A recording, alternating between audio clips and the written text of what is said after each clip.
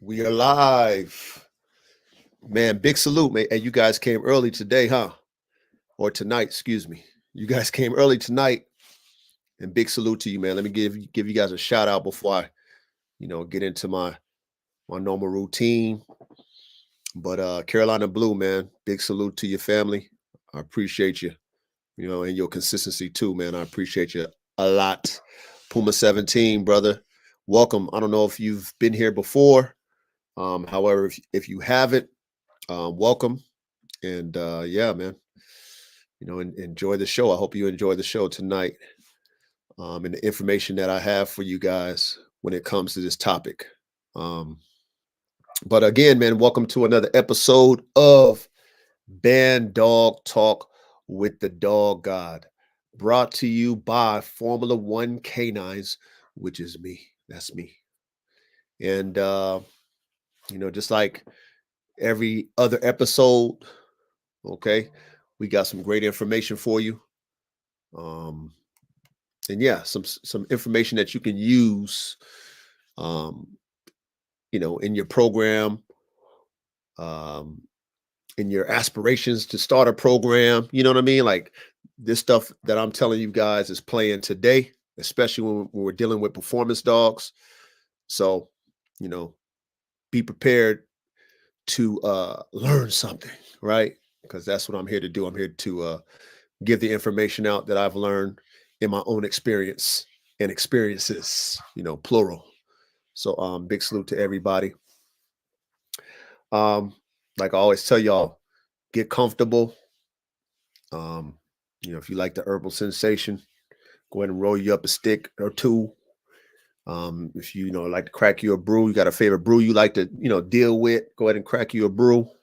You know how the coach do, the dog god do. I keep it simple. I keep that KISS method always on my mind. A lot of things can be difficult in life, but if you keep it simple, stupid, you can make your life a lot easier, even though it's hard, right? So I keep it simple, and I got my vodka lemonade. Keep it very simple, and to curve the edge of being the warden of my yard. I mean, dealing with all these killers, man, that I deal with on a daily basis. It's never easy. I tell you all that much, man. When you're dealing with 30 plus high driven, capable of killing type dogs, and you got to manage temperaments and personalities and stuff like that, man, it's not easy. And what I'm learning, because I'm dealing with so many different, um, I got different breeds that I've created. You know what I'm saying? Like I've got all kind of different type of prey driven, man driven type dogs. So what I'm learning through my experience with these type of dogs, and this ties into my week. I mean, I always give y'all an update of my week and what's happening and all that stuff before we kick off. You know what I mean? Just to let y'all know how real it is in the field. But me as the warden, I mean, I consider myself the warden of my yard, right? What I've learned through dealing with so many different type of dogs and breeds of dogs that all have drive, whether it be man or prey drive, is that the hardest ones that the ones that I'm having a hardest time managing are the puppies, as far as like getting them to get with the program, right? The yard program. Like they've been hard. And especially the last, this round of puppies I did in 2023, and then the ones I did at the end of 2022. Right at the end of 2022, the end of 2022. Those puppies I produced then, and then the ones that I produce now in 2023, man, I mean, it's always it's always a melee. It's always a melee. Now, one thing that I have noticed, and like I tell y'all, I'm doing pack experiments because not only am I teaching my dogs, right? Not only am I teaching my dogs, but the dogs teach each other. All right. So that's why I'm doing these pack experiments at an early age, as when they're little puppies, because when they have disagreements and they do fight, because they will, I can manage them a lot easier, me myself, and then the wounds that occur, right, that happen during they melees are not as bad, even though I had a situation like I told y'all before, where they killed probably was probably 10 minutes. There's probably 10 minutes of their little battle. They killed one of my dogs, one of the puppies, one of my picks. The puppies killed that puppy. So, but anyway, this week, I got one pack, which is a little bit, well, about a couple months older than the other packs, right? So this is my older pack, and I've got, let's see, one, two, three, four, six dogs in that pack, right? I have the AR-15 band dogs in there, and then I also have my Cowboy times uh, Tiny, which is my what I call my pit bully mixture, right?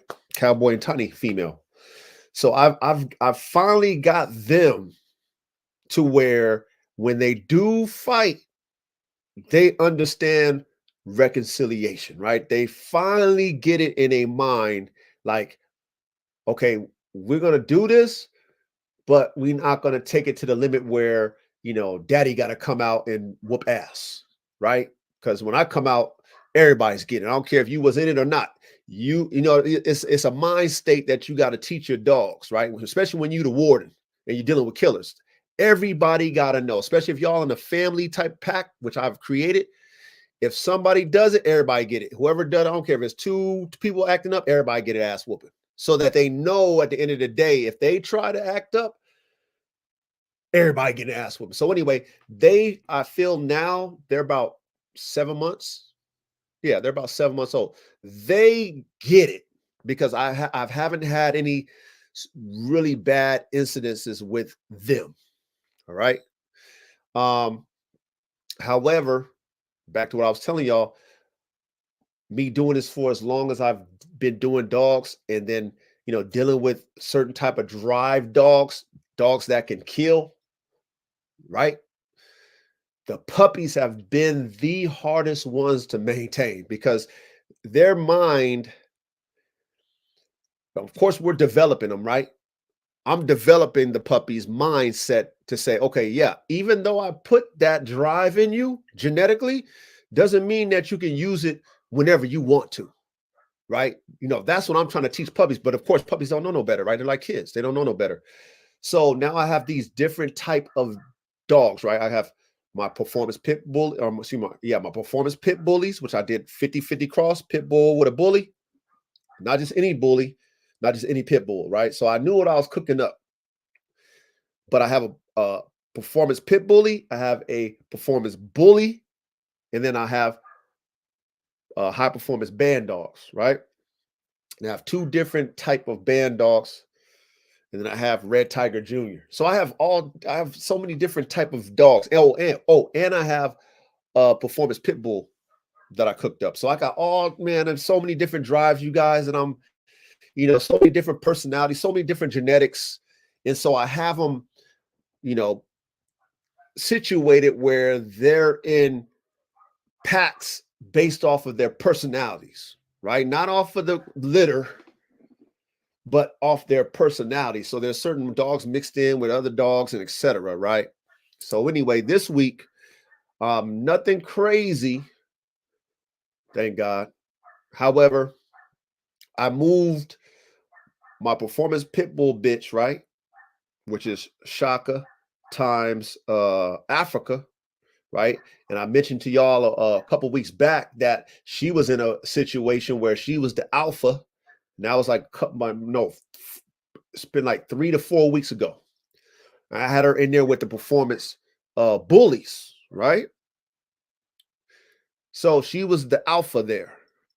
And her energy in that pack was more on some, I don't care what y'all, who y'all are, what y'all are. Y'all ain't fucking with me. Excuse my language, but that's how her energy was, right? She was very, she's really with that. You know what I'm saying? However, those performance bullies surprised me in a sense to where, they with it too. You know what I mean? They with it so much so that they jumped her and did her really bad. And like I told y'all a few weeks back, luckily it was 4 minutes. Luckily it was me coming out, getting on my dog uniform, getting ready to get out there in the yard, and then the melee happening, right? Because they only kick up when I'm out in the yard. And I told y'all before, I'm grateful for that with my dogs. They do not act stupid unless I'm out, which is just crazy. But I know it's for attention. I know that's why they do the shit. Because my dogs, they want my attention so much, you guys, that they will take an ass whooping just to get it. And even though I give them attention in every, all my dogs get my attention because I'm dealing with them every day. However, they so competitive that they want it all where they're gonna cause a melee. And the puppies is doing the same shit, y'all. All right. So anyway, they teach her a lesson. I take her out. I heal her up, right? Shout out to my wife, right? Staple her up. They do her really bad. They tear her ass up really bad. Okay. Get y'all some staple guns. Make sure y'all got some staple guns. I know you can't get minoxidil anymore.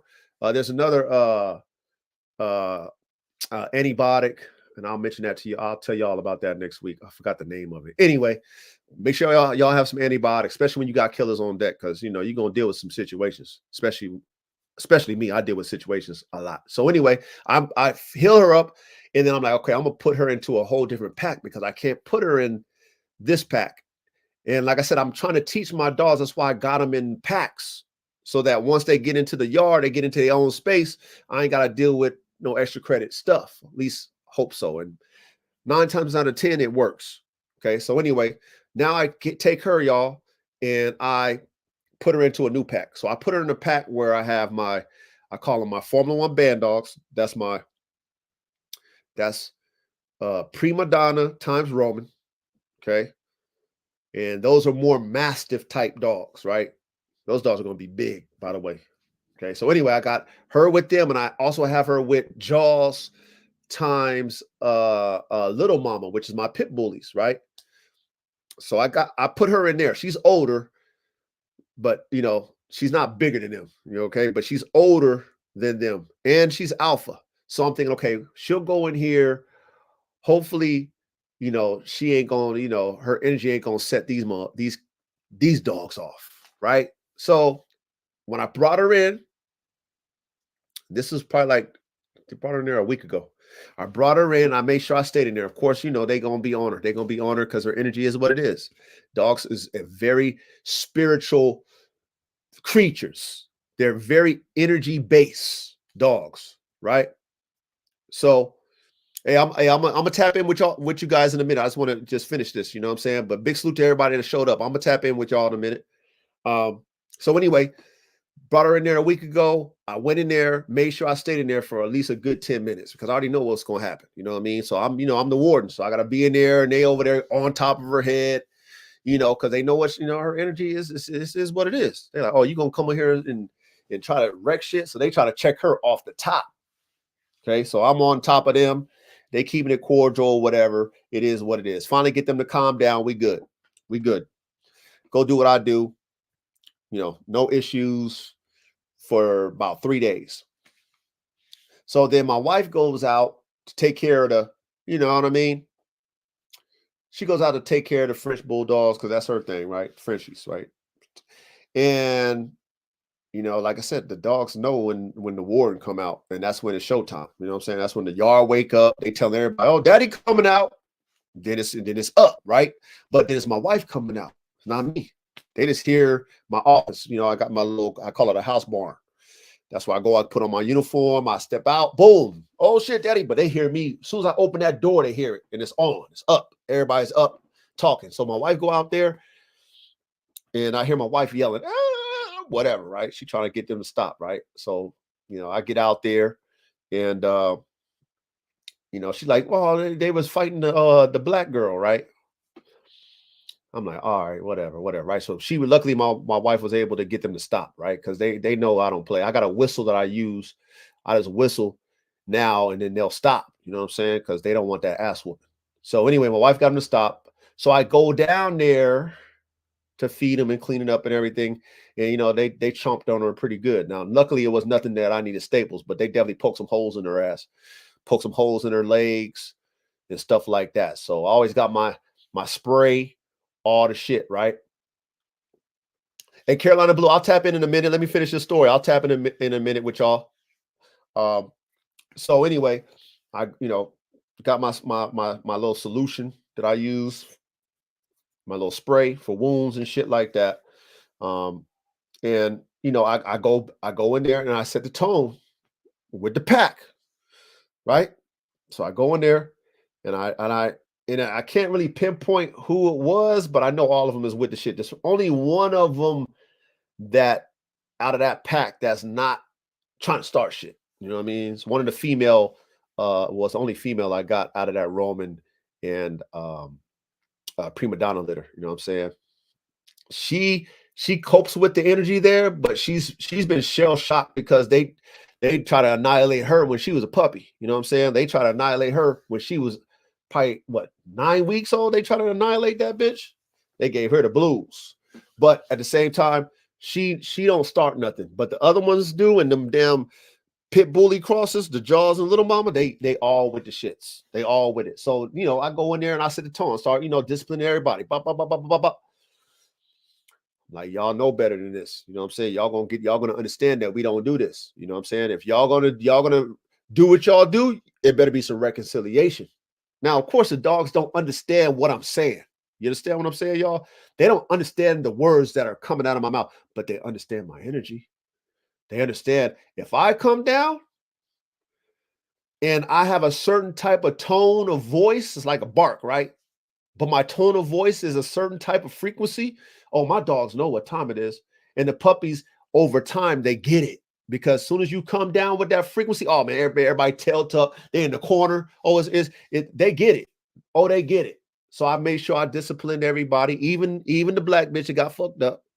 Okay, discipline her too, because I want to let her know, like, look, don't be over here setting it off with these killers over here, right? I didn't put you in here to run game on the new pack. You know what I mean? I put you in here to get along. You could be you, but don't be running game on them. You know what I mean? Don't be flexing your energy on the new pack because they're gonna do you like the other pack did. And they tried it. You know what I'm saying? So anyway, that was cool, right? That was cool. That was day 3. Now we fast forward to, let's go day before yesterday. No, let's go yesterday. Let's go yesterday, and then we'll get into subject matter. So like I said, I like to tell y'all about my week because there's always something dealing with these killers. Okay, being a warden, I'm always dealing with some issues on the yard, and it's mainly with these damn puppies. So, day before yesterday, I noticed like a big old, like right under the neck of one of those pit bully bitches, the Jaws and Little Mama bitches that's over there in that pack where I put that black bitch. I noticed this big old swelling underneath her neck. And I've seen those before. I know what those come from. That's, they was over there, doing neck bites. And there's, big old blood pocket. You know what I'm saying? So I'm like, oh man, like who would you get into? So now I'm looking like who else is wounded, right? I'm looking at it, who's who. I can't really tell. I mean, whatever. Everybody's good, it seems like, right? So I'm like, damn, who'd you get into it with? So now I can't really discipline because I don't know who's the culprit. So I'm like, whatever. So then today I go out and I look at my Bandog. His name is Red Apache. That's why I named him Red Apache, right? Big ass mastiff motherfucker. I look at him and his right leg is from the elbow down is swole up. I'm like, what? Oh, there it is. There it is. There's what happened. There's what happened. You know what I mean? So I guess him and her got into a major melee and, they did some damage to each other. But, it's with the dogs, they're still learning their abilities, at their puppies. So they're learning what they naturally feel like they can do. They're learning this on each other, though, on each other. So I guess he got her on the neck, was doing whatever he was doing, and she had him on the leg and doing whatever she did. So his shit was all swole up. And I had to go ahead and, you know what I mean? Antibiotics. And, if you guys ever get any type of like super swelling, you know what I mean? If you can, a lot like 9 times out of 10 times, over time, whatever that wound is, right? Because the swelling is so much, it'll eventually start to like kind of leak out. And then what you do is you take that wound and you squeeze all that fucking pus, all the blood out. You just keep squeezing that shit out. Squeeze it out, squeeze it out, squeeze it out. Take your little wound spray over top and squeeze it out. Boom. And then it'll eventually, the swelling will go down and then it'll be done, gone. But if it doesn't have the hole there, if you got something to poke a hole in it, just poke a little hole in there. Poke a hole in that thing and squeeze all that shit out. Squeeze it all out. Get all that out of there. You know what I mean? And then if it's, you think it's infected, then, give them some antibiotics. So I gave old boy some antibiotics today. I didn't give old girl no antibiotics because I know hers. I can, squeeze the wound out and just squeeze that, whatever, that blood and a little bit of shit out of her stuff, and she's good. But his had his whole damn leg from the elbow down swole. Hers was just where she had the bite marks. So anyway, I didn't whip nobody's ass because I knew they was already, feeling the issue from their wounds. But yeah, man. Hey, it's never a dull moment being the dog god, man. Never a dull moment. So anyway, manageable, nothing crazy, thank the Lord, but still dealing with issues, and it's the puppies, man. Oh my God, I created some damn killers, man. They don't know when to turn it off and turn it on. You know what I mean? And that's where I come in.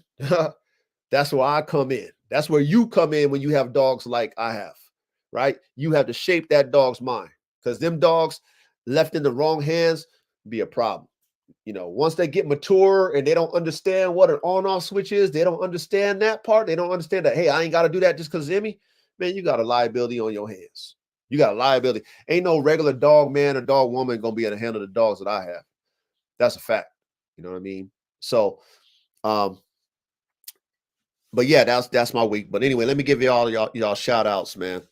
Again, Carolina Blue, thank you for showing up again, man. I gave you a salute earlier today, but I'm going to give you a salute again. Salute to you, Carolina Blue. Pump 17, big salute to your family. Duro Ricio, Bully Camp, big salute to your family. Thank you for showing up again. Thank you for your continued support. Thank you, brother. Young Ready, big salute to your family. Thank you for your support again. Royalty Methods, thank you, family, for showing up. I'm gonna get that information, Royalty Methods. You know what I'm saying? Like I said, I there's an antibiotic that you can get because they don't do amoxicillin. You can't get that over, through what do we get our shit through? Anyway, I'm gonna find out where we get it because my wife handles that, and then I'll on the next live that we do next Thursday, hit me with that question again, and I'll make sure I have the answer for you. You feel me? RKBB, hey, big salute to your family. Thank you for your support, your continued support too. Corey I, big salute, man. We're gonna cook up on this subject matter right here. You know what I'm saying? And I noticed that Carolina Blue already tapped into this, and so did Pump 17. And I wanted to, dive deeper into this subject matter because I know that people might think that a band dog should be one or the other or both, right? Should be an attack dog, should be a guard dog, or should be both. However, if you've had many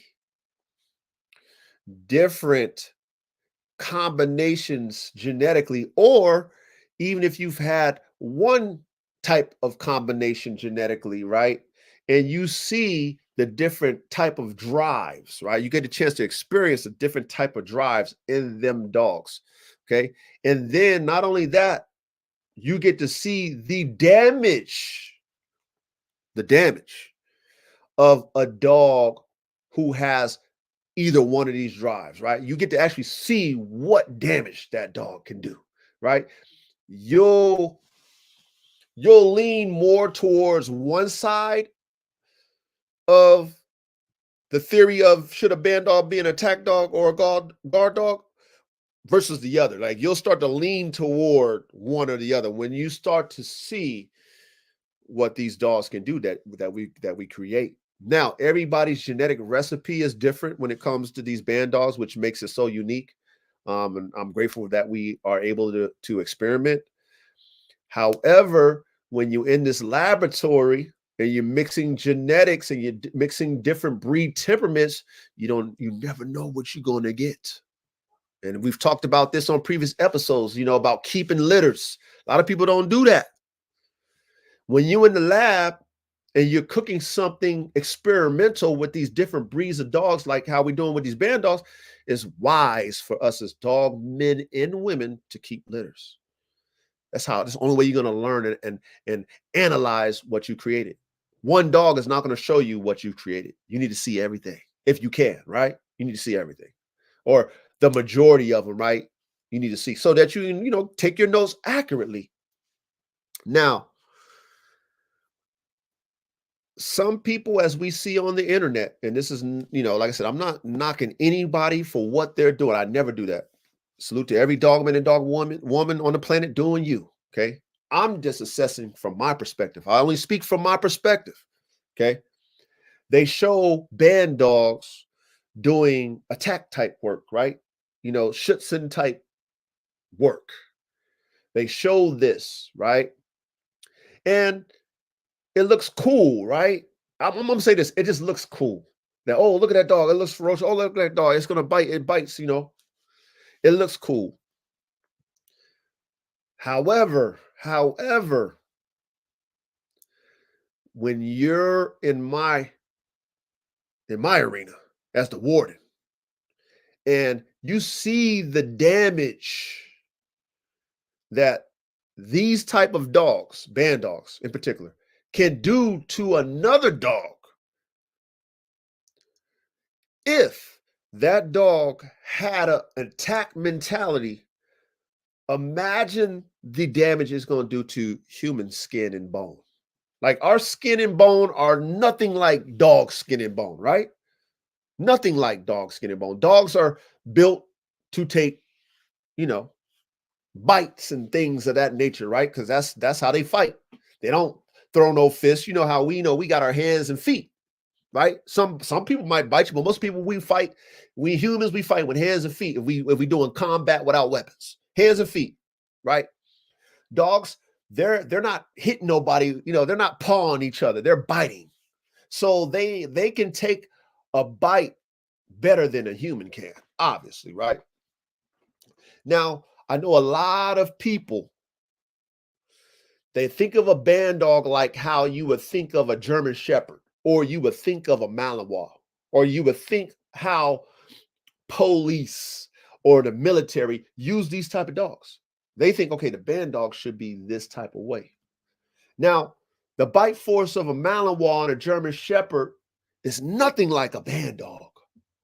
And that's why you got to understand why police use them type of dogs over like a band dog type, right? Because it's still a liability for them, even though their dogs, we're talking about police dogs, their dogs are considered law officers, right? They're law officers, period.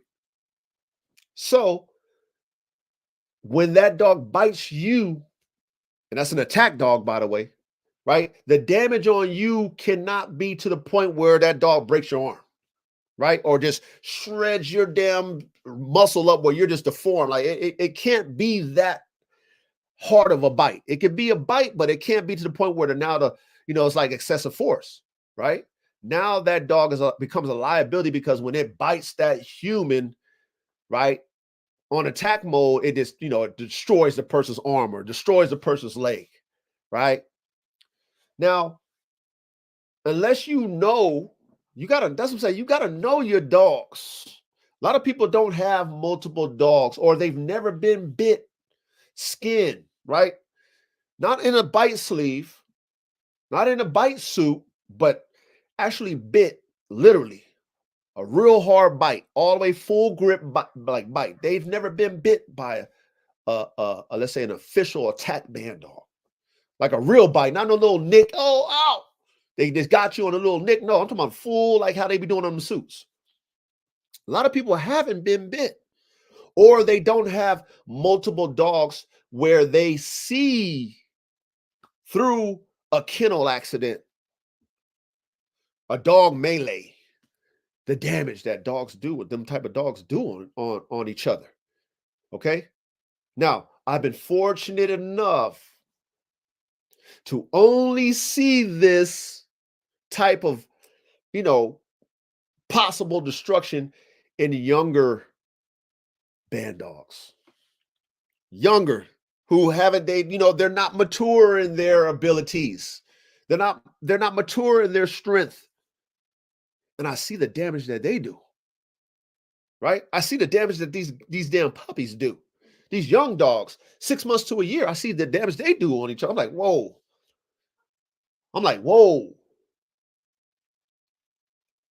Like, imagine. I can only imagine this because I don't ever want to see it. Imagine if them dogs bit me like that, or bit a child like that, or bit a woman like that. Our soft skin, our soft muscle, we're not recovering. We're not recovering as fast as a dog. You know what I'm saying? We're not. So then I think to myself, okay, all the things that I see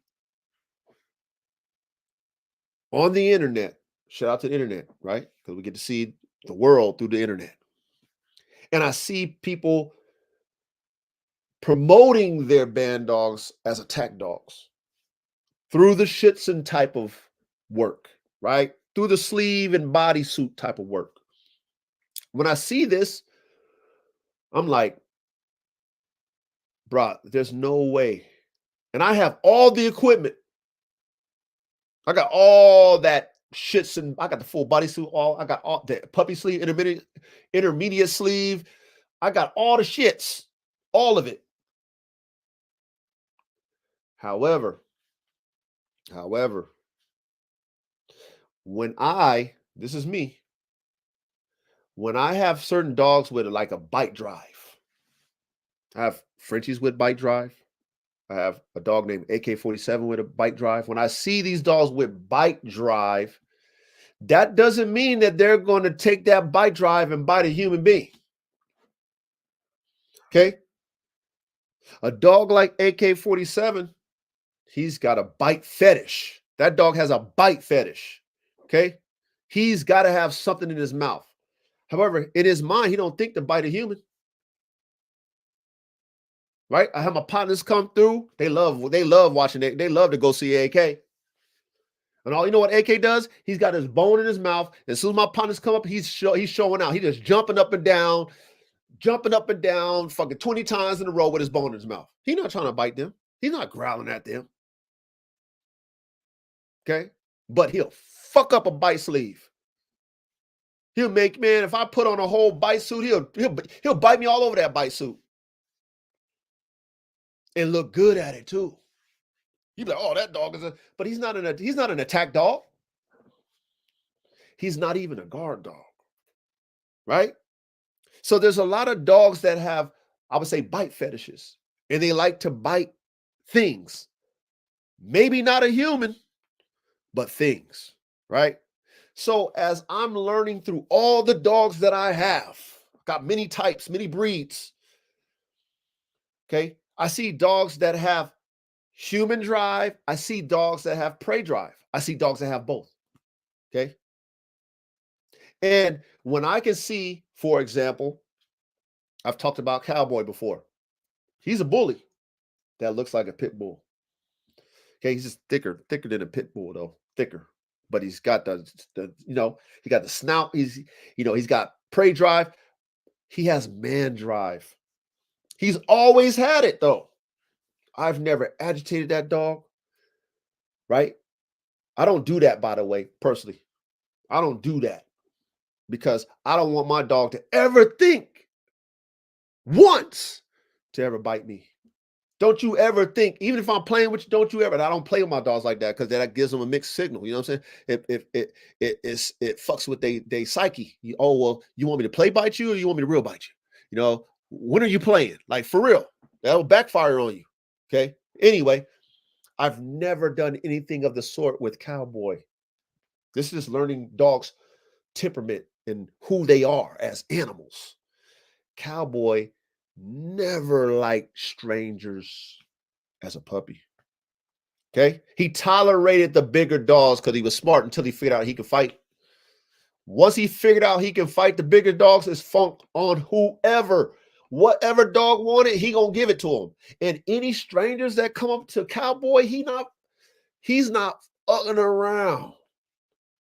He's been that way since he was young. Since since his little testosterone started kicking in about 9 months. He was checking my pool guy, how my pool guy spooked. Like, yo, I meant something about Cowboy. Oh man, I don't know about him. I said, man, he's in that cage. Don't worry about it. Like, nah, man, anytime I come near him, he's snarling, he's slobbering and shit. He going crazy. I'm like, well, that's Cowboy, whatever. I didn't take it too serious until anybody that comes around is that way. Anybody. And he's serious about it. You know what I mean? It's not fear. It's attack. If I was outside of this kennel that my daddy got me in, I would chase you and bite the shit out you because you are here and I don't like you here, right? I had no agitation, none of that stuff. Now, that's temperament. Okay, that's temperament.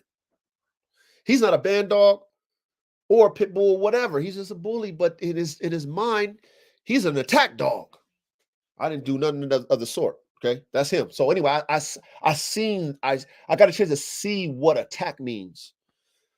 When a dog sees something and it just goes after it. It doesn't think to, okay, let me check this first and then go after it, right? It automatically attack. And I seen that in Cowboy, okay? Cowboy. Now, back to these Bandogs. So as I produce my first foundation Bandogs, that's AR-15, that's Prima Donna, that's Nina 9, that's Silver Bullet. Okay, those are the 4. Remember, I told y'all I don't know anything about these dogs. Experiment. 4 different breeds: Neapolitan Mastiff, German Boxer, American Bulldog, Game Pit Bull. Okay, 4 different breeds. Now imagine the cocktail of genetics and temperaments and all that shit mixed in. You don't know what you're going to get. And I didn't. So at first, right, when I bought AK, I was going to do protection type work with AK. That's why I bought all that equipment. And I was going to do that with AR-15 because they're the same age. And the AR-15 is a Bandog. So coming into the Bandog world, I'm thinking I'm doing what everybody else is going to be doing because I see everybody else doing this fucking type of shits and type stuff with their dogs, biting sleeves and biting this. Okay, cool.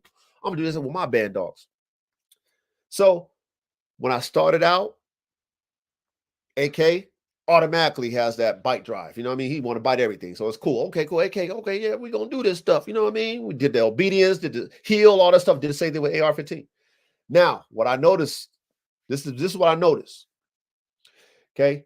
AR-15 was only interested in biting the sleeve when AK was trying to bite it. I'm like, damn, nigga, what? I'm thinking to myself, like, why you go ham when AK is biting it? But then when I bring it out with you, you just nonchalant with it.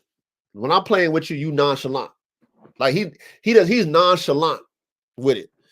Then when I bring AK out and I bring him out there and he sees AK, oh, he going, he going hard on that thing, hard, because now his spirit is competing.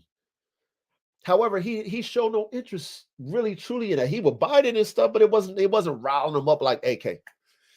So I'm like, all right, whatever, right? It's cool, whatever. So I would bring them out together and then let them get on that sleeve because I'm teaching AR to go ham on that shit. So he was doing it when AK was there.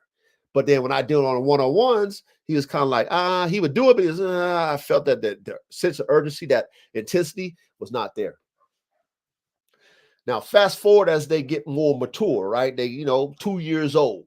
Okay. So, they know what the sleeve is, they know to bite, all that stuff. AK still going ham.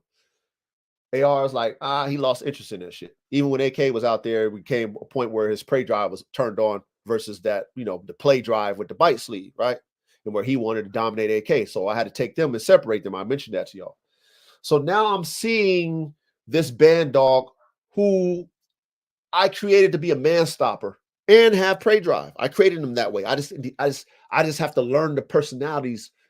I have to learn what drives these dogs, right? AR-15 being one of them. So then I'm like, okay, he ain't, he don't care about this damn bite sleeve. He's like, like it doesn't interest him at all, right? So I'm like, all right, so I guess he's not an attack dog. This is what I'm thinking to myself. I guess he's not an attack dog because, he's not, he doesn't care about that in a sense, right? And not only that, when I would bring, family members over, he would tolerate new people. What I mean by tolerate is him being confident in himself and also how I've raised him to be with no agitation. If somebody comes up to him and he doesn't feel a threat, then he's cool, right? He's not snarling, showing his teeth and doing all that. He's not acting like cowboy. He's cool. So I'm fine with that because I don't, remember I told y'all, I don't want any liabilities and I need my dogs to have on-off switches. So what I saw in the AR-15 is that he had an on-off switch. He doesn't have to turn on his drive if he doesn't feel threatened. He doesn't have to. And I've witnessed this as I'm watching my dogs develop, right? AR-15 being one of them, right? My Bandog. Boom. Now his sisters, right? His sisters is different than AR-15. They're different.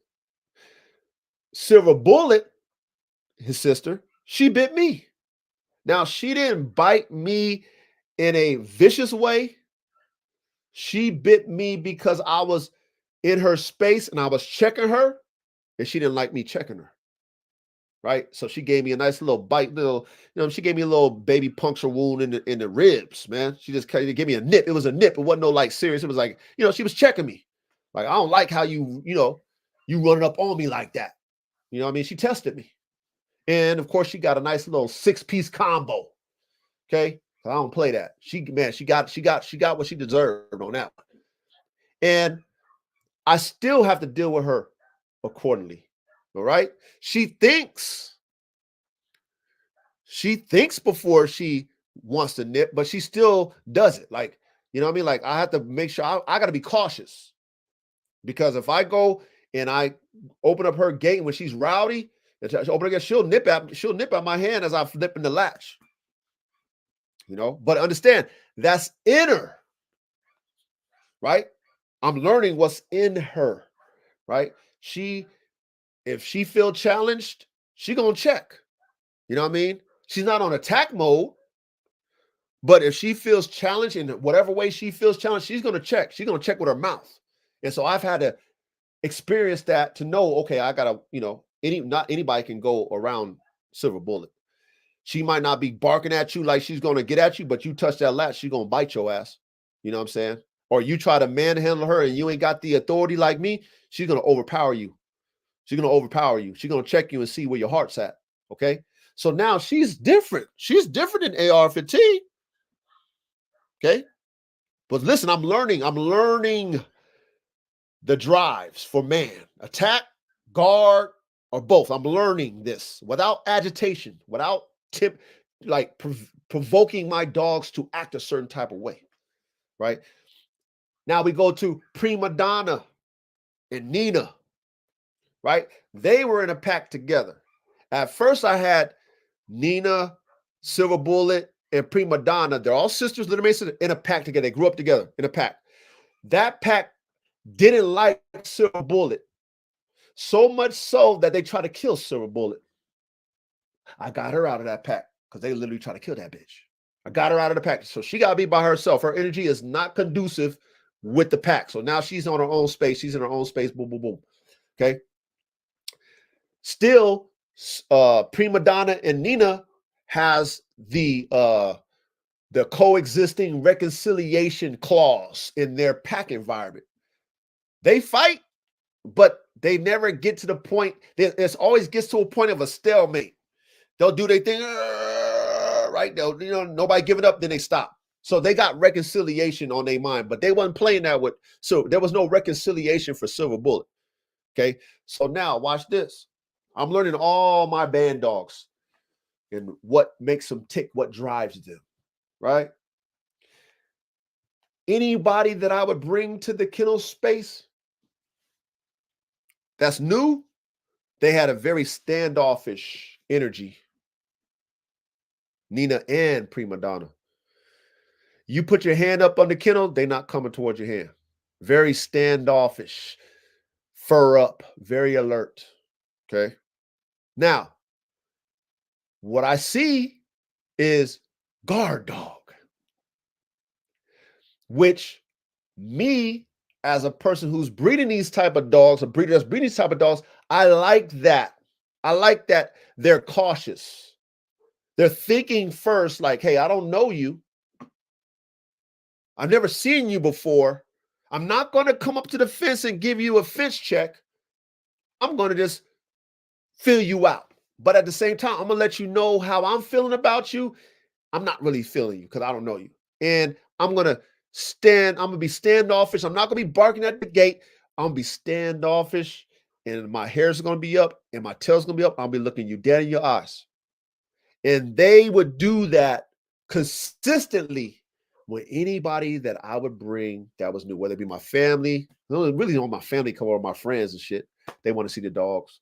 They would do that consistently, right? My nephew, who's a dog guy, he always goes and he wants to, he wants to relate to all my dogs. He's a dog man. So he goes to Nina and Prima Donna's kennel and they don't fuck with him. And he's like, man, I've been over here so many times. What's going on? I'm like, I don't know. That's just them. And it's them. That's who they are, right? So AR-15, confident. He'll let a stranger come up, right? Because he's real cocky. So he'll let a stranger come up and he, whatever. You ain't no threat to me, so I'm cool. You know what I mean? Silver Bullet, you come up, she's going to check you, right? You just ain't coming up and touching the gate. You're not doing none of that. She going to check you. She might even bite you. You know what I'm saying? She ain't doing that. Rah, rah, rah, rah. She ain't that type. She ain't a loudmouth dog, but you come up on her and you grab that damn latch or you come up on there and you go to try to pet her, she going to bite your ass. She going to snap at you. You know what I'm saying? Okay. Nina, Prima Donna, more of a thinking dog. They think first. Now, as I'm learning this, y'all, see, this is what we got to learn.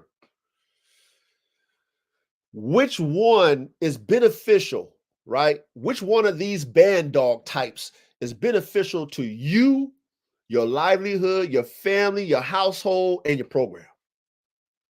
Okay.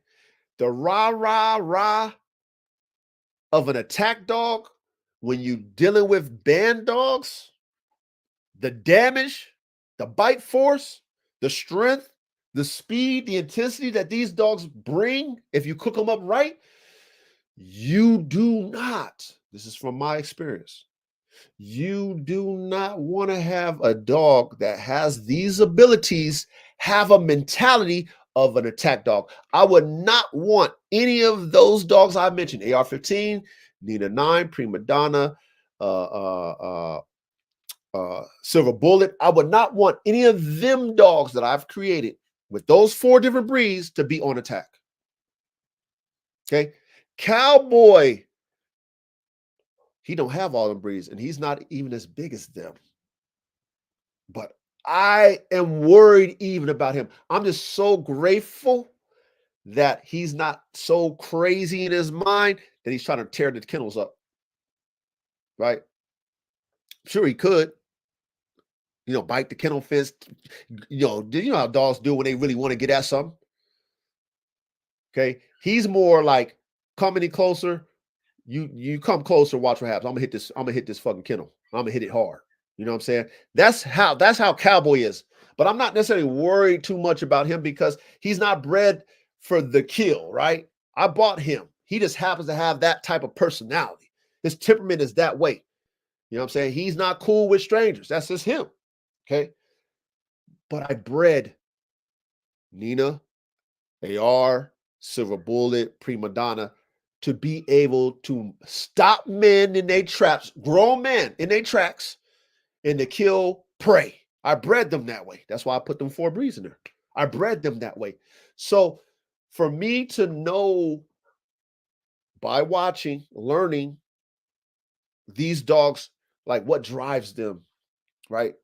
What they can do to you. You know, me getting my little nip and my little puncture wound, that was a check bite. That wasn't, she wasn't biting me for real. You know what I'm saying? I got a little scar on my damn ribs from that bitch. You know what I'm saying? And that was no vicious bite. But for her to check me like that, and she was not on no attack mode, but for her to check me like that, imagine if that bitch mentality was, if I don't like you, I'm going to attack. Imagine that. That bitch would have been dead. I'd have been bit up really bad and I would have killed her. Because I'm not having no dog attack me. Or not even that. Imagine your wife or your kids going up to the yard and they used to play with this dog, right? As a puppy. It was cool as a puppy. They go up there and everything's all good, right? Oh, look, a little silver bullet, everybody. Go there, put her hand up, put the hand on the latch and that bitch bite your kid's hand.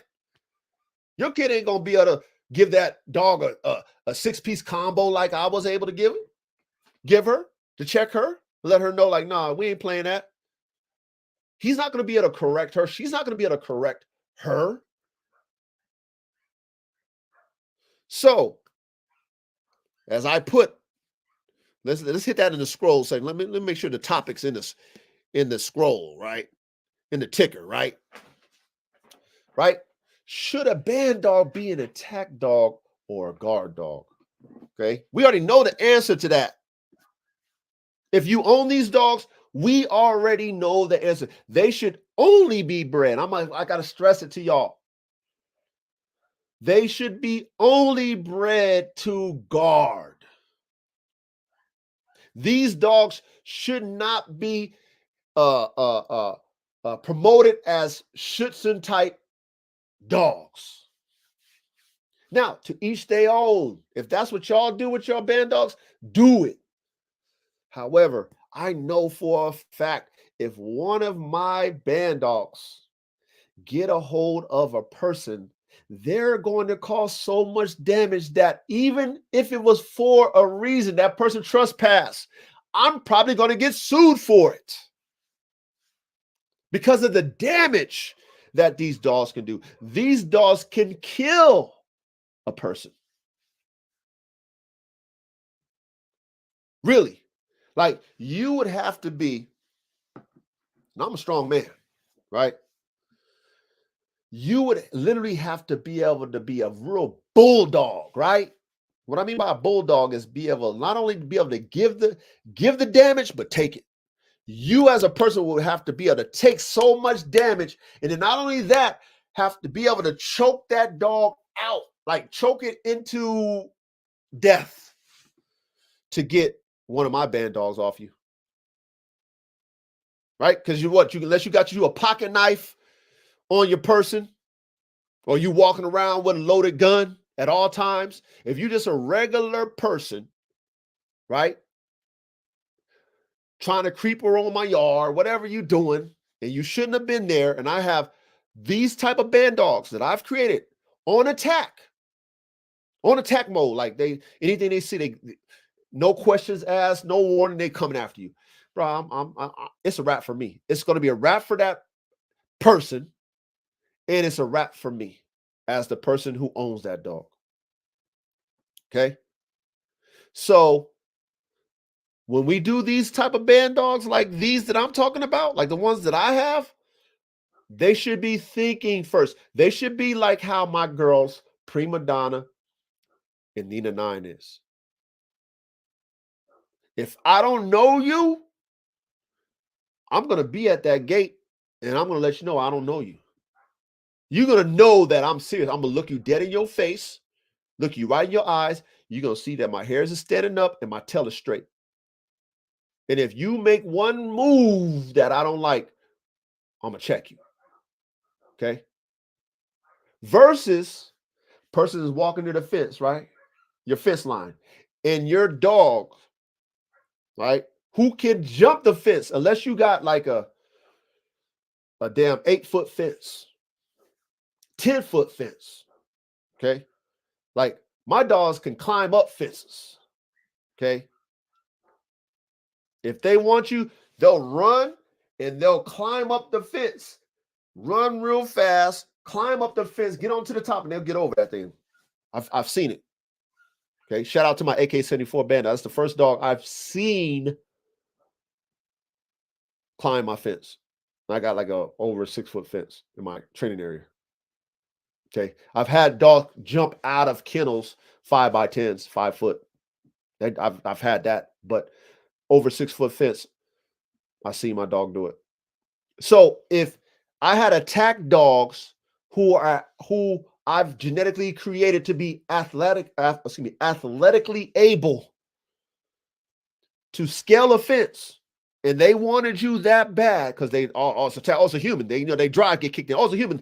I don't know you. Attack, bro. It's a wrap for me. My dog jumped my fence and get at you because you was over on my fence line. It's a wrap for me.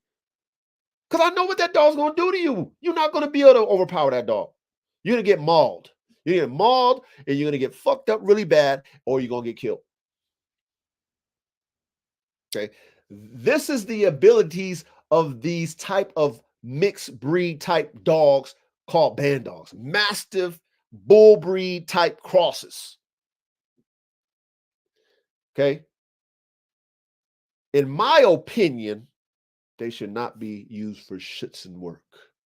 They should not be trained to attack. This is my opinion. I'm only speaking for myself. Okay. Like I said, let you get bit by one of them Bandogs without the sleeve. Okay. Let your Malinois bite you without a sleeve, and then let one of them Bandogs bite you and see the difference. See the damage that you're going to get, right? Okay. You can probably choke out a Malinois quick. You know how the police do, right? They don't use break sticks. The police don't use break sticks. They just choke their dogs out, right? And they do it with ease, right? They know how to do it. They do it ease. A dog that can take pain, and if you breeding these warrior breeds like I do, I want my dogs to be able to take that shit. You got to do a lot more than choke them dogs. You better be a good choker. It's gonna take you a while because their tenacity to want to just take it to the end is there. So it's gonna take you a while. So unless you a person not getting bit, and you can come over there and there's a choke collar on your dog, right? Okay. I would advise if you guys have these type of dogs, use a choke collar. You don't need to use the prong one. Use a regular traditional choke collar. Okay. Because that's how you get these dogs off if you ain't got a break stick. However, if you're getting bit, you're a citizen, whatever, you're a person walking past you, the dog bites you, a band dog bites you. Okay. Boom. You're not getting that damn dog off of you. That dog gonna tear you up. And if you're not an experienced dog man, you're not gonna be able to choke that dog off. Right? You're not. You're not. So with that being said, right? Should a band dog be an attack dog or guard dog? Well, I mean, it's self-explanatory. These are not Malinois. If you want an attack dog, get you a Malinois, German Shepherd, Doberman, something like that. Get something like that. Just stick to the Malinois, the Dutch Shepherds, and German Shepherds. Just stick to those dogs. That's what the police use. Stick to those dogs. Make them dogs attack dogs. Those are fine. Okay? Because the damage that they're going to do on you is not the damage that these band dogs can do on you. Okay? Use them as attack dogs. However, if you are breeding band dogs with all these different type of warrior breeds cooked into one dog, you're going to create something that, can do a lot of damage. If you know how to cook them up right. And because you got different type of breed personalities and temperaments, certain dogs might be unstable. What I mean by that, certain dogs just might want to do what they want to do without your influence because they're confused, right? Not confused in the sense that they don't understand what they're doing, but just confusing what they should be doing as far as the breeds of dogs that they have in them. You got a guard dog in there, you got a guard dog with prey drive, whatever your mix is. All them temperaments is in that dog genetically. So unless you're hands-on like I am, when you're dealing with dogs as puppies, and you're shaping a puppy's mind from day one, okay, unless you're hands-on and you're shaping this dog's mind to understand what I call the on-off switch, okay, you let a dog lean to its own understanding, you're not going to be able to control that damn dog when it turns on. Because that dog in his mind, like, bro, I don't know what you're telling me. I want to attack. I want to chase. I want to bite. I don't know what you're telling me. You're not going to be able to control that type of dog over time. Okay? You have to shape these type of dogs, the band dog I'm talking about. You have to shape these dogs' mind from soon as you get them. And what I mean by shaping, you need to let them understand that they do not have to attack. They do not have to kill. Right? You know how a lot of people want their dogs to show them the attack and kill mode early? They like to see that in puppies. If you've had these dogs for a period of time and you've seen that characteristic, okay, you don't have to promote it early. You don't have to turn it on prematurely. It's going to be there. If the genetics are there in that particular dog, you will see it without your influence. You will see it. I promise you, you will see it. Okay? That's why I tell y'all, if y'all doing these dogs, keep litters if you can. Keep as many as you can so that you can see it, so that you can analyze it. Do not turn that damn dog on too early. It will backfire on you. Okay? Because like I said, these band dogs aren't Malinois. They're not German Shepherds. They're not.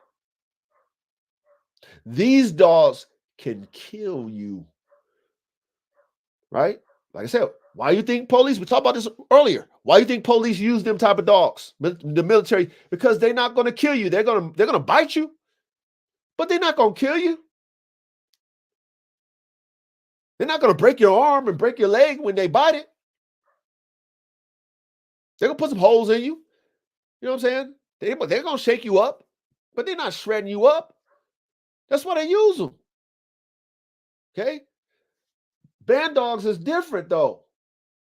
That's like having damn near a Kangal. Y'all know what a Kangal's bite force is?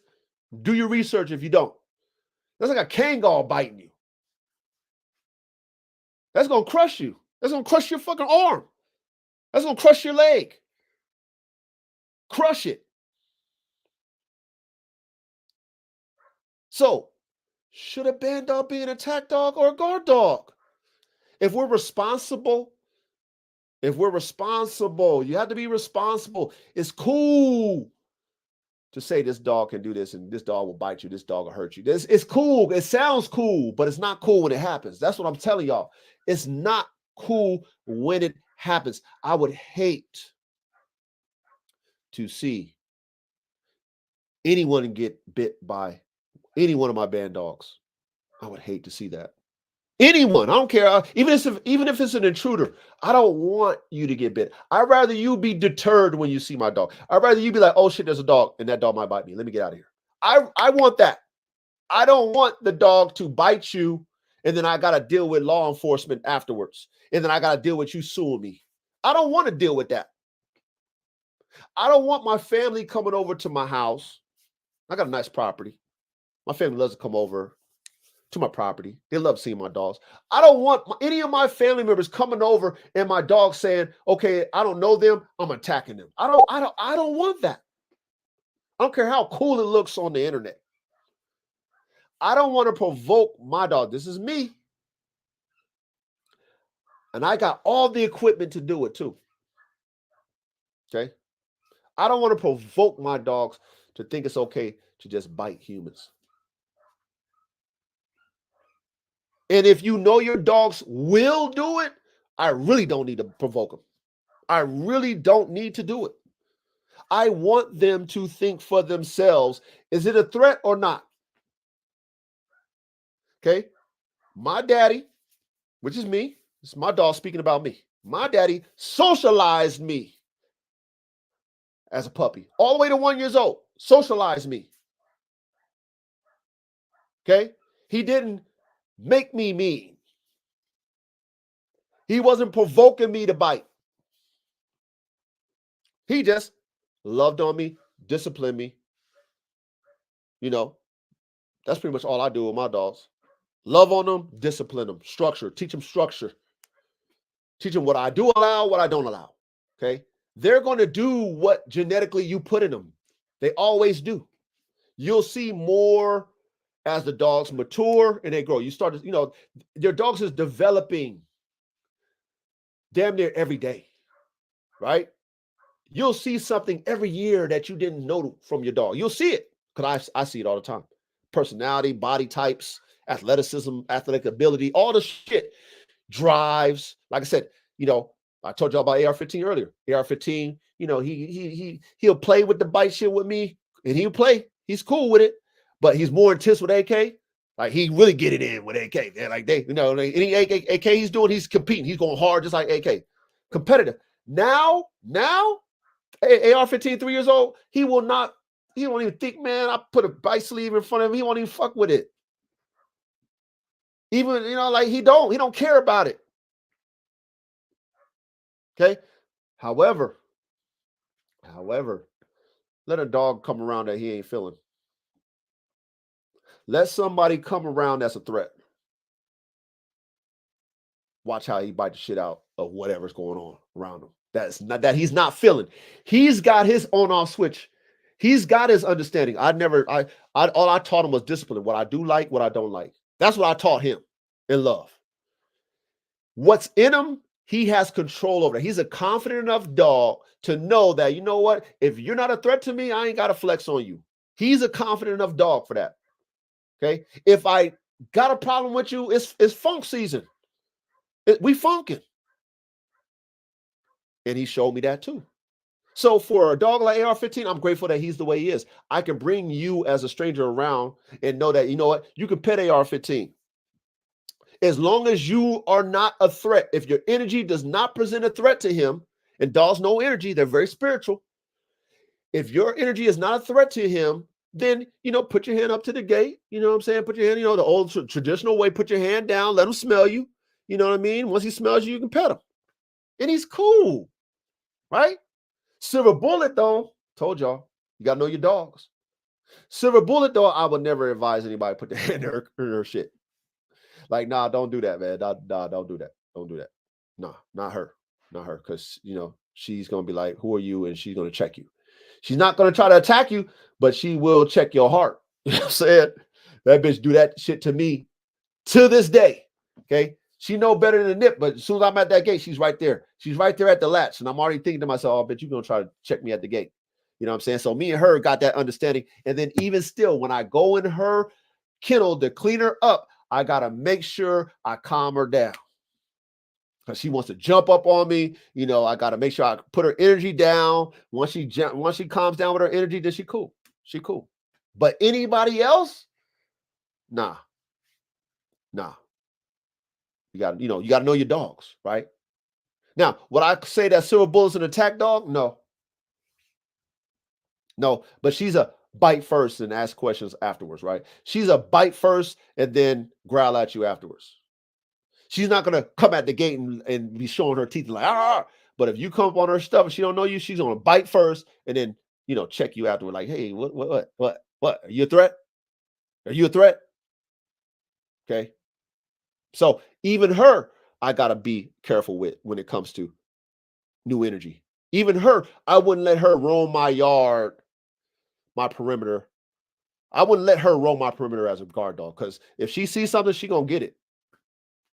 Whatever it is, she's going to get it if she sees something. Okay. AR-15, I could possibly let him, but he's got too much prey drive. So then he was gonna be after the deer, whatever, foxes, whatever. I got all kind of shit up. I live in the woods, up on the hill. Y'all know, you know what I mean? If y'all follow me, y'all know I live out here in the woods. All kind of animals, bears, bobcats, all kind of shit is out here where I'm at. So with dogs with high prey drive, they hunting. He's a hunter, so he's gonna be on my perimeter hunting everything. You know what I'm saying? Either he's gonna get killed or I'm gonna be having a lot of dead stuff on my yard. Okay, so I can't have him out there. Okay. However, I could have Prima Donna and Nina. Now, rest in peace, Nina. She's not with me. But I could have Prima Donna out there. She's a good guard dog. She has a lot of prey drive, but you know, she thinks. You know what I mean? She's a thinking dog. You know? And those are the dogs that when you're making these band dogs, that's what you want your band dogs to be. It's not an easy thing to create when you're mixing breeds. I'm telling y'all that. A thinking dog, a dog with awareness, a dog that can say, are you a threat? If you are a threat, let me check you first. Let me give you a check first. Let me give you some barking. Let me give you some, we're going to do the standoff. Let me give you that first. Because if I can give you that and you flee, I did my job. I did my job. Okay. Now, if I'm doing that and then you still pursue, you still come towards, right? You still move in that direction of, okay, you're not heeding my warning. Then, deal with them. Deal with them accordingly. And us as band dog owners, we own these dogs, we know what they can do. That could be a death of a suspect, a death of an intruder. That could be that, dealing with a dog. Especially if you're not training it to bite in certain areas like they do with those attack dogs, right? Arms, legs, right? Guard dog gonna bite wherever it want to bite you. Bite you in the head, bite you in the arm, bite you in the chest, bite you in your dick, excuse my language, bite you in your face, wherever, right? Wherever it want to bite you, they're gonna bite you. Okay. And my dogs, they killing. They going for the kill. They not biting you just to, no, they're gonna try to kill you. They're gonna make sure you're not moving anymore. They're gonna try to kill you, because that's how they do with each other. They not, like I said, and I told y'all earlier on in this live, I told y'all what my puppies is doing. Like I have the hardest time getting these puppies to understand that they ain't got to kill each other. These is puppies. Imagine a full-grown dog who knows him or herself, knows their strength, knows their genetic capabilities, like know it. Like I know, like I have an urge to kill. It's in me. You know what I'm saying? When I get you, I'm going to subdue you. I don't want your energy in your body anymore. Like dogs know this, right? And they'll do it. So, should we? This is a question to all you guys who deal with these type of dogs or want to deal with these type of dogs. Should we really be doing Schutzhund type attack type dog work with dogs that can kill a person? Is it responsible for us to do this? Do you really think it's responsible for us that make these dogs to make them attack dogs when you know the damage that they can do? Minus the bite sleeve, minus the bite suit. We know the damage that they can do. Should we be breeding these dogs, shaping these dogs to be attack dogs? That's a moral question. Okay? That's a moral question. Now, it goes back to even the days of fighting pit bulls or fighting dogs in general.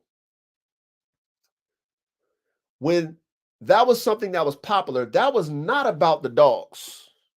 There was nothing moral about that. That was more for the machismo of having a fighting dog. The dogs just do what man's best friend do, right? You want to shape me, mold me to fight to the death, then I'm going to do it, right? That's that type of, there's no morals to that, right? That's why it's illegal. And I'm grateful for that. You know what I'm saying? I'm grateful for that because even in my earlier days, and I mentioned this to you before when we talked about my journey with the dogs, okay, I was in tune with that. I never was a dog fighter because I still cared about my dogs. However, we would, I told y'all we would call it hitting, you know what I'm saying, which is rolling in the days, game dog, people might call it rolling. We would let our dogs do that, but we would never let it get to the point where it was, pure damage and we had to, take our dogs to the vet. We let whoever get the advantage, we break them up. Okay. But that's the furthest that's the furthest. Like that's the furthest I ever went when it came to that shit because I cared about my dogs, right?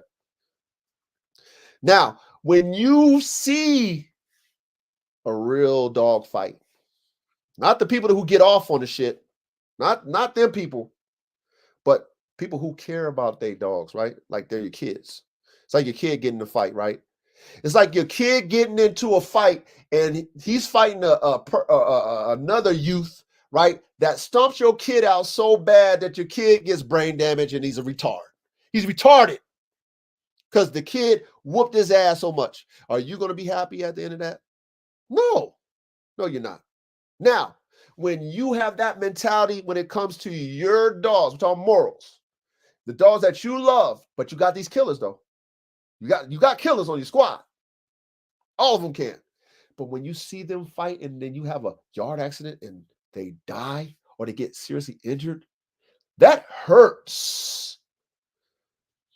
There's no, oh man, this dog, oh man, I knew you was the toughest dog. I knew whenever, if y'all was going to get into it, you was going to win. Or damn, why are you disappointed? Why? Like that, no. When you see that happen on your yard, man, dogs you love now, that is like it's an accident. You see the carnage of two dogs that have that ability to kill do to each other. All you got to do is see it once or twice, right? Deal with the vet bill if you were lucky enough to save it. You deal with the vet bill, then you got to deal with, going to the vet, explain to the vet what happened, and then they looking at you like you crazy. Like, what the fuck? Are you a dog fighter? You know what I mean? Like, no, this is a kennel accident. But you really genuinely care about these dogs, y'all. You genuinely care. When you see that, you're like, no, I can't have it. I can't have it. Even though I put it in you, I just can't have it happening just without you as a dog being aware of when to do it and when not to. Okay.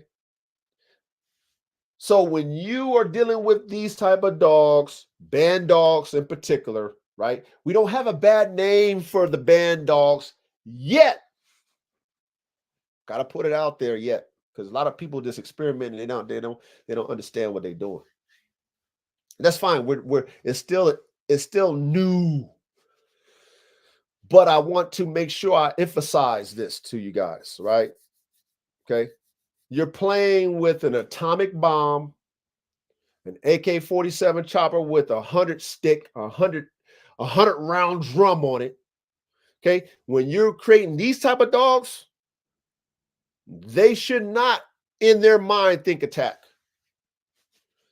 They should not, because it only takes one time where that dog thinks it at the wrong time with the wrong person, the wrong child, the wrong animal, right? It only takes once that it can just mess you up as a dog man. Mess you up. Man, mess you up. Now, watch this. Give you an example. I have these AR-15 band dogs, which is, it's off of AR-15 in Tigers. And I have 2 males and 2 females that I kept. And, they're what, about 7, 8 months They're my oldest pack right now. And like I said, I don't turn my dogs on at all. Because I want to see what they got genetically. Plus, I want to develop on-off switches, so I don't turn them on. However, I know that two of them, two of them as puppies will give a man the blues, a stranger the blues. Okay. My wife, who birthed them, okay, birthed them, okay, been around them when they was puppies, fed them all the stuff. They know her when they're little. Now I deal with all the dogs, right? Okay, this is my wife, and they know. They should know my wife, right? My wife came down to help me deworm the dogs, y'all. And when they see my wife, who they haven't seen in a while, probably a few months, they were trying to attack her. Okay. And my wife was scared. She ain't scared of dogs. But the energy that they had toward her, she wasn't comfortable with, right? She was like, Daddy, are they gonna bite me? I'm like, nah, just come on in and it's all good, right? Now, of course, I'm in there, right? I'm in the kennel space with them, but her coming to the fence, they treated her like they didn't know her. And they were literally biting at the kennel toward my wife. Okay. They did the same thing to my nephew. I've never agitated them. I've never done anything to them. However, it's in their nature and their genetics to want to protect. They're trying to protect me. They're trying to protect me. Okay. I still have to shape them dogs because I don't want them to think that it's okay to bite first. Now, as they grow older, you're gonna find out who you can shape and who you cannot. You're gonna find out who's like, you know what, that dog's he's just an attack dog. Because some dogs do have that drive where they just want to attack. Okay. Now, it's still my job. I'm telling y'all, it's still my job to develop them two males' mind. Because as my wife got in there, okay, and they knew I wasn't playing that shit, they calmed down. Okay. That's me shaping their mind. But off GP, just off of who they are genetically, they didn't, my wife was a stranger. These are puppies. They wasn't playing with my wife. They wasn't playing with my nephew. My nephew's a dog man. He was like, them two is man stoppers. That's what he told me off the top. Them two is man stoppers. Like, man, they just puppies. He's like, nah, them two is man stoppers. Because they wasn't playing with him. They was not playing. They was biting at the fence, serious as hell. Little puppies, man. They puppies. So, okay, understand the importance of what I'm telling you guys this evening about band dogs being either an attack dog or guard dog. Which one should it be, right?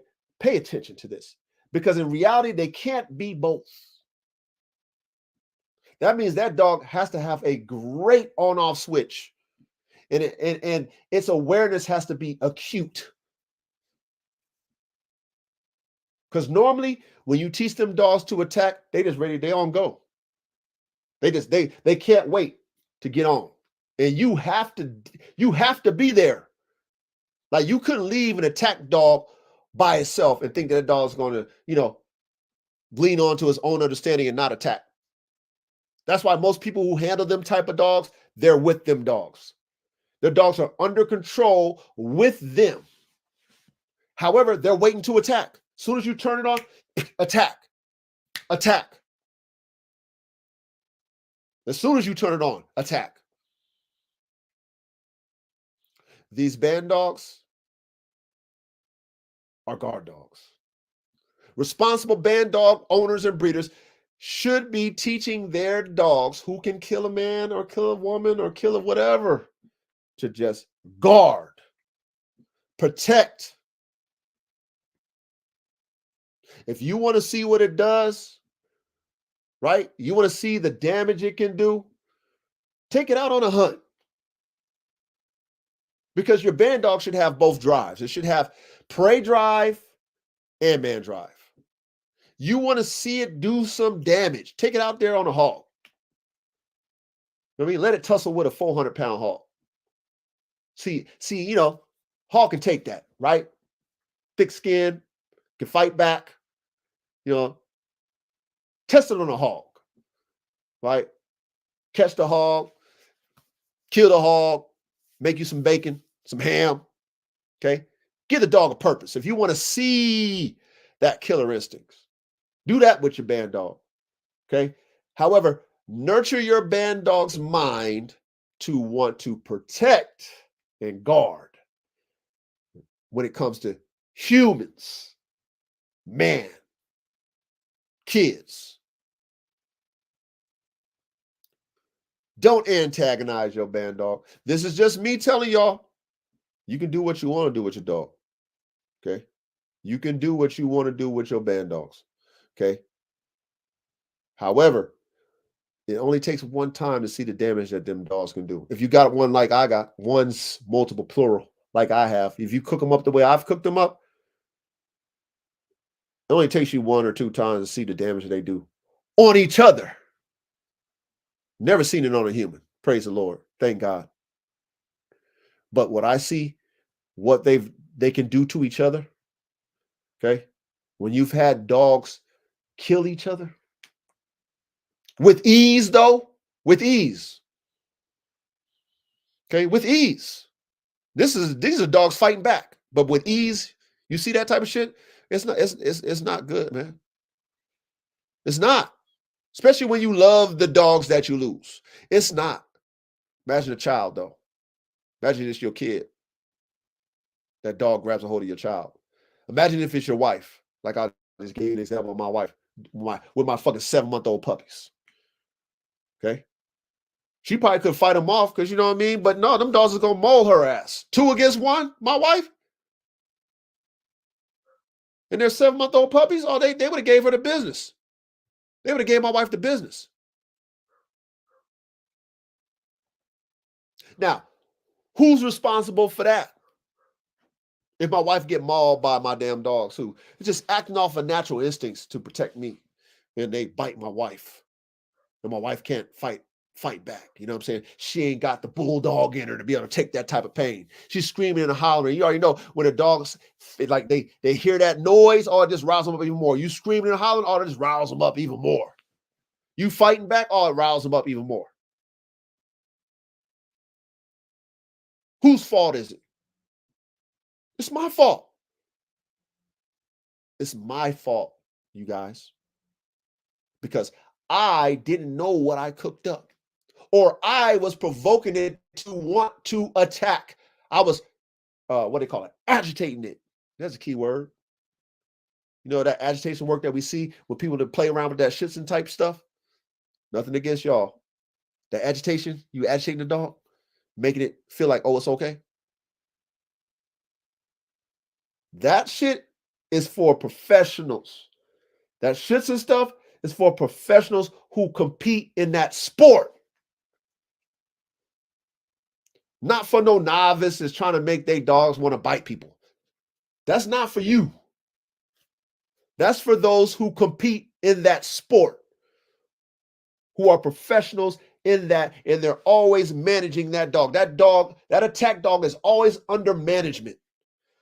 That Schützen type shit is for police, for military police, who is always managing that attack dog. It's not for band dogs. Too much damage. Too much liability. Too much. Too much, you guys.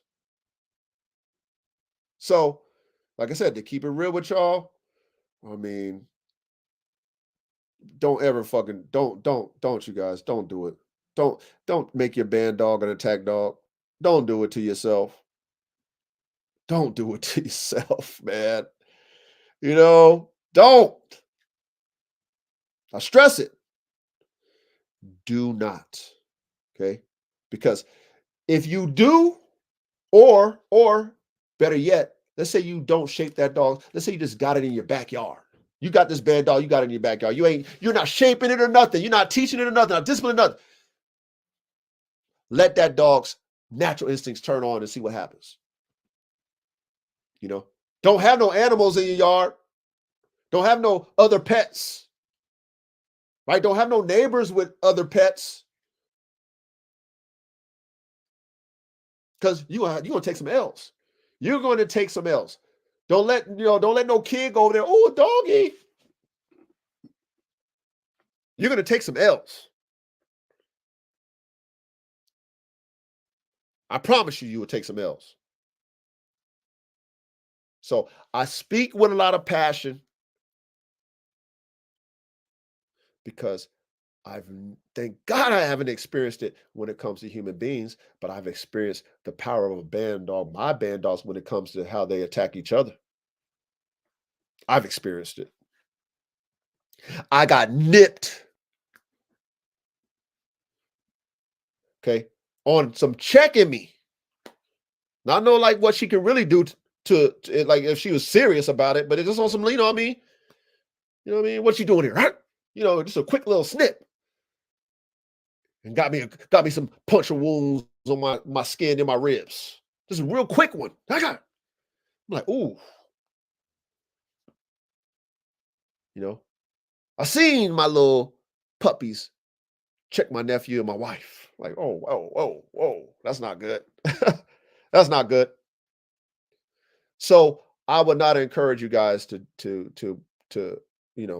get into band dogs to do attack dogs. Like, I would not encourage you guys to do that. Do not do it unless you're gonna be like the police or these people who do professional shits and you're doing it in a sport and you're just doing it for that purpose alone. But you're not doing it to sick them on people. Right? Right? It's the only reason why you could be doing that with band dogs. Other than that, that's just for show, man. That's just for show. That Schützen type stuff, unless you are a professional and you're competing, that's just for show, man. That shit just looks good. You know what I'm saying? Because you can have that damn suit on, and then all of a sudden you ain't got that suit on, and that person, that person that needs to be bit, dog's like, where's the suit at? It's like, where's the suit at? Where that sleeve at? I don't see that sleeve. Right? It can happen. Or you're not there and, there's a threat there and the dog don't even know. Like, it's waiting for you to tell it to do something.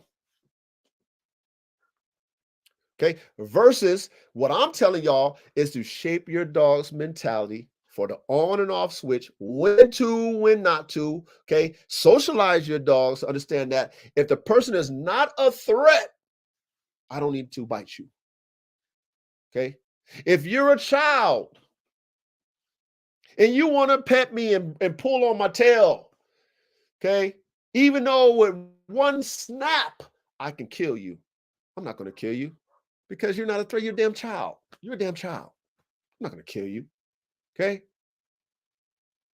When you have dogs like I mentioned about Prima Donna and Nina, who are very cautious, they're not letting any stranger come over there. But if I want to make sure that they're okay with the people that I'm having over my house frequently, guess what I'm going to do? I'm going to go in there with that person, in there with Nina and them, okay? And I'm going to let my girls know it's okay. I'm going to let them know this because I'm shaping their mind. I'm going to be in there with them, with that person who's going to be tense. You already know how it is. Oh, they're going to be. Relax. I'm going to make sure my energy is with them girls, letting them know, mamas, it's okay. Mamas, it's okay. Relax. Relax. Rubbing that hair that's standing in the tail, rubbing the hair down, right?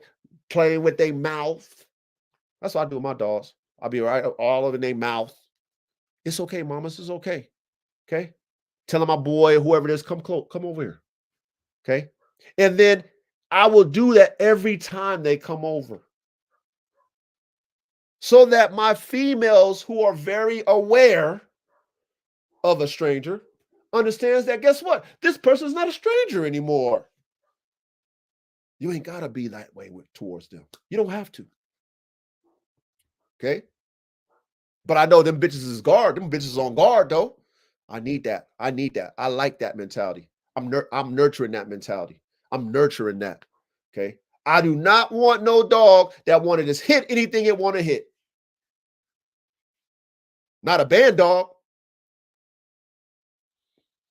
Not any of my dogs, to be honest. Not even my French bulldog. I don't like that. I don't like it. And neither should you. Neither should you, dog man or dog woman. Trust me. You do not want them problems, man. You do not want to get sued, man. You do not want your neighbor little dog or whatever getting chewed up by your or ate up, excuse me, by your band dog. Okay? Because what I've heard from one of my band dogs I produce, they're cannibals. Not only do they kill the dog, but they eat it too. So you see what I'm saying, you guys? These are the things that we have to pay attention to when we're cooking up these type of dogs. We got to pay attention to the not so cool part of these killers, the not so cool part of them, right? The cool part is, oh, look at it, look at it, look at it, look at it. Oh, look, it can bite. Oh, look, it bites. That's cool. But what about the flip side? Okay. Pay attention to that when you're doing these band dogs, okay? All right. So I'm gonna get into the comment section. All right. I'm gonna get into the comment section and answer, answer these comments here. Okay. Now, Carolina Blue, I'm gonna put you up here, what you said earlier in the chat. Okay, so Carolina Blue says, I think a band dog should be just a guard dog or an alert dog. Being an attack dog has too many cons, like getting the dog killed or lawsuit. I mean, hey, dead on it, Carolina Blue. And you said that as soon as you got in the live, okay, before I even started cooking on this topic. Okay, so Carolina Blue, 1000% correct. Everything that you just said in that, I just, mirrored it in a sense. Everything that you said, and it's a fact. It only takes one time, y'all. It only takes one time. Facts. Now, Pump 17, excuse me. A guard dog's primary task is to deter potential threats, whereas an attack dog is trained to defend against actual threats. As a potential owner, it's best to determine which type of dog suits you. Facts. And that's why I went into police, right? They have attack type dogs, military attack type dogs, right?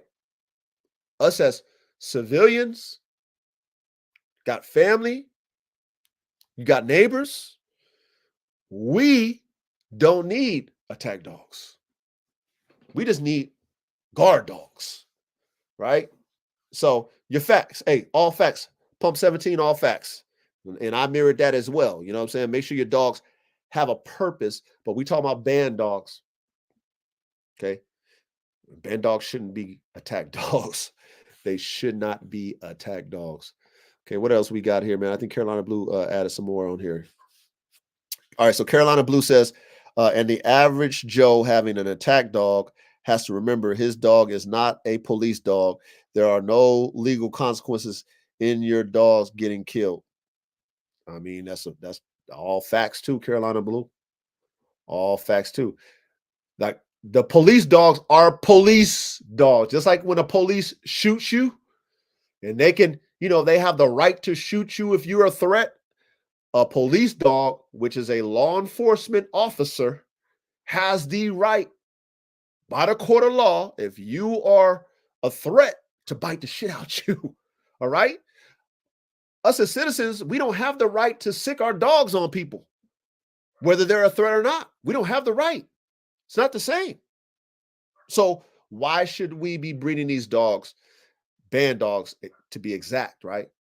To be attack dogs. It don't make no sense at all. Don't do it. Please don't do it. See what else we got.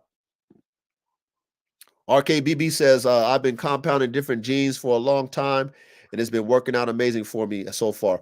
Hey, salute to you, RKBB. I know you've been cooking for a minute, and that's good that everything's been working out for you. You know, and that's the key for us as dog men and dog women who are cooking up these dogs. Make sure we analyze the genetics.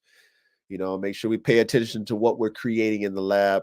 Make sure it makes sense. Make sure everything is stable as possible, etc. And I know you've been doing your thing, RKBB. So big salute to you, family. Keep it up. Keep it up. What did you say, RKBB? All right, RKBB said a band dog would tear limbs off. Facts.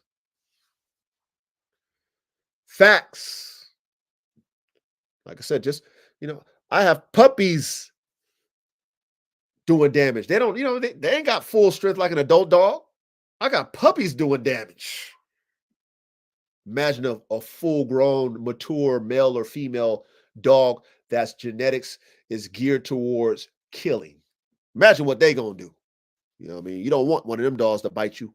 No, no, no, no, no. Student for life dogs. Salute to your family. Salute, man. Welcome.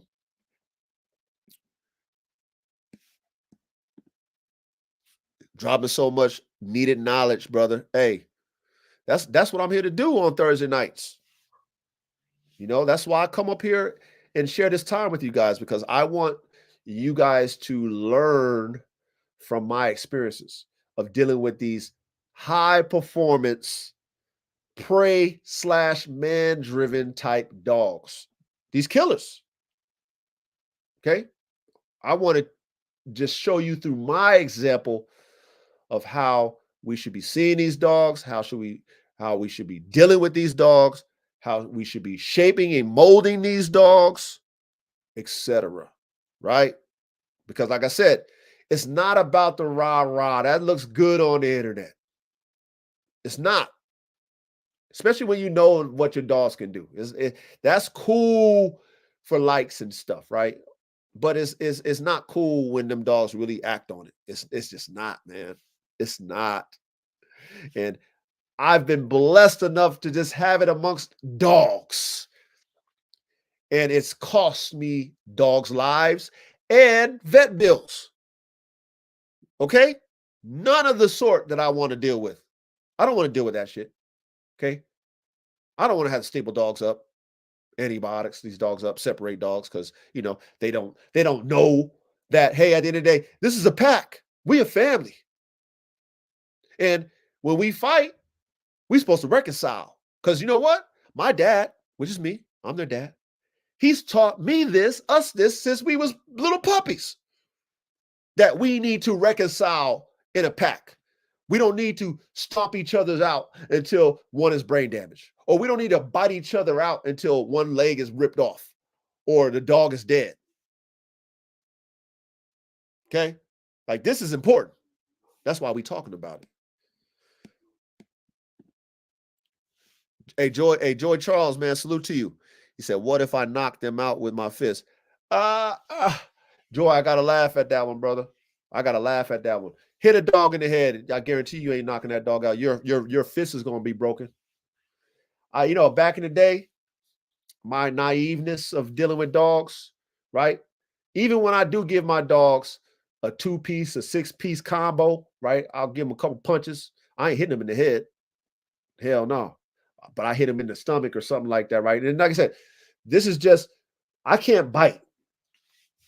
So, I'll give them a little, but it's mainly energy when you're dealing with dogs, right? It's not even the force. It's just the energy, right? My dogs don't nothing. They just take it. But the energy makes them bow down. You see what I'm saying? But at the end of that, I'm hurting. My hand hurt. My foot hurt. You know what I'm saying? Like, I try not to do that because I'm always the one that's hurting at the end of the day. You know what I'm saying? So you ain't knocking your dog. At least my dogs, I ain't knocking them out. You know what I'm saying? I done did football kicks before that. You know, when you go out and do a punt, I done did that before. Done almost damn near sprained my my damn ankle. Almost knocked my knee out of place doing that shit. Dog, hey, the dog took it. Didn't go nothing. It's but I was damn near hurt. You know what I'm saying? So nah, don't even knock them out, man. It ain't even worth it, man. You know, if you can, you know, like if you can neutralize their energy in any way that you know how to get them to stop what you're trying to, to get them to stop, then I would recommend you doing that. You know what I'm saying? Instead of hitting them, because you're gonna end up hurting yourself, Joy. Yeah. Unless you got like a shovel or a 2x4 or something. But I got stories. I can't say it because what I mean, people might think I abuse my dogs, man, but I don't. I don't. I'm a good dog owner. Um, let's see, my man, student for life. He says the best thing you stress consistently is the importance of the on-off switch. Yeah. Hey, we're gonna have to do a show about the on-off switch. I don't know if we've done it already, but I do stress it the most. Okay. I do stress it the most because when you've owned dogs, plural, that only have drive on their minds, whatever drives them, pray, whatever it is, and they don't know when to shut it off, you ain't gonna like that shit. Okay? I guarantee you won't. When you can't shut that dog's mind off, you're not gonna like it. I don't care how like, oh, this dog's dry. Nah. No. If you can't get that dog to stop, then you're gonna have a problem and you're not gonna like it. Okay. So yeah, on-off switch. I stress that a lot. Okay. And I put that in my dogs specifically for the reasons of no liabilities. I don't want any of my dogs to be a liability to me and my wife and my family, nor my consumers. So when my dogs are cool and sociable, and let's say a person who wants a dog to be rah, rah, rah might think that's a weakness, to each his own. To each his own. That's what you like. That's what you like. My dogs are coming with awareness called on-off switch. Okay. So yeah, student for life, dog training. Yeah. Stress it, on-off switch. Okay, Corey I, man. He says, a friend hooked me up with a e-collar for my big male. I'm finna get all my dogs on them. Okay. Yeah. E-collars work pretty good. Let's see, what's my how would I say it? I used the e-collar when I was doing my like heel and all that type of stuff. And like I said, it does get your dog's attention. Okay. That's what it does do. Okay. However, I have had dogs whose pain threshold was so much that they would just take that e-collar. Of course, it'll stun them a little bit, but they still go back to like doing what they wanted to do. So definitely test it out. A lot of the e-collars have the adjustable settings to it, so you can adjust the strength and all that stuff. But I would say they do work. They do work. Some dogs, you're gonna have to turn that thing up a lot. You know what I'm saying? But they do work. So yeah, try that. Corey, try that, man. It's a good look. It's a good look. I have them. I use them. So it's a good look. All right. Student of life, he says, no dogs owned by private citizens should be teaching. No dogs owned by private citizens should be teaching their dogs to attack in the same apprehension. In the sense of apprehension.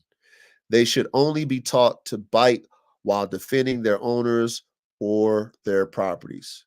Facts. Message. Yeah. All day. Student for life. Larry H., big salute to you. Let's see. What's that? Knock them down. Hey, knock them down, man. Blessings to you, family. Welcome to the show. I don't know if you've been here before, man, but welcome. Larry H, man. You know what I mean? Hey, Larry, you come up with some good ones, man. He says, I don't think most people know enough themselves or have access to a knowledgeable trainer to do serious bite work. But if you have a dominant dog, you should have at least obedience training. Well, I'm gonna say this, Larry. I'm gonna add to this, or I'm gonna, second what you said about the obedience training. That is the most important training that everyone, especially when you have dogs with drive, whether it be man or prey drive, that should be the most important thing as far as what you apply and teach your dogs. Overall training, okay, should be basic obedience. Okay. And if you have dogs that are bred a certain type of way and that are smart enough to understand what you want from them, they will automatically show you these type of characteristics like biting or protecting you. They'll show you that automatically. Example, your woman, your spouse might have a little chihuahua, whatever, poodle.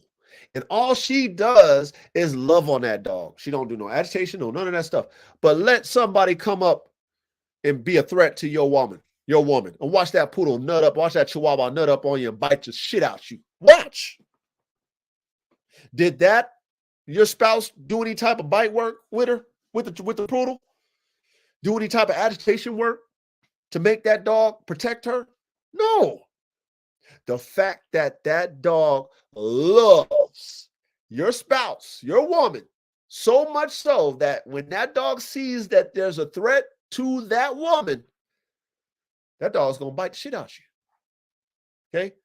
Same way, same play with these killer dogs that we talk about. These dogs called Bandogs. Same way. Instincts, right, will kick in that dog will understand it's time to protect. Okay? All that other stuff, that's what I'm saying. That shits and stuff, that's cool and all if you're into the sport. Like, that's cool and all if that's what if your job is to take your dogs out for whatever protection work, protecting people, whatever, if that's what you're doing and that's the job, that's fine. Do it, right? Because that's controlled aggression. That's fine.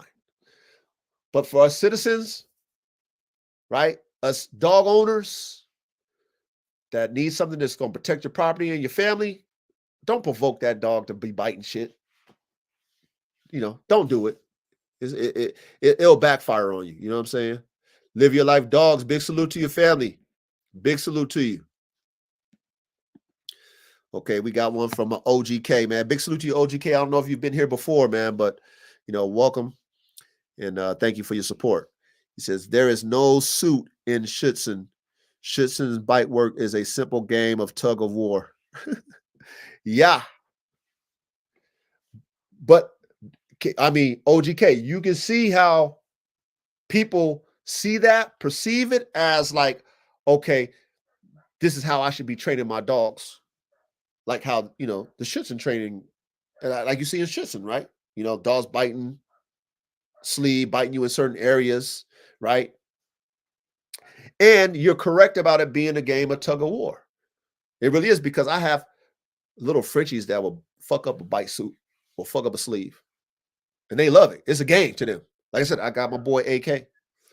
He just likes biting stuff. He has a bite fetish. And he will bite the shit out of a sleeve. Okay? But will he attack a person?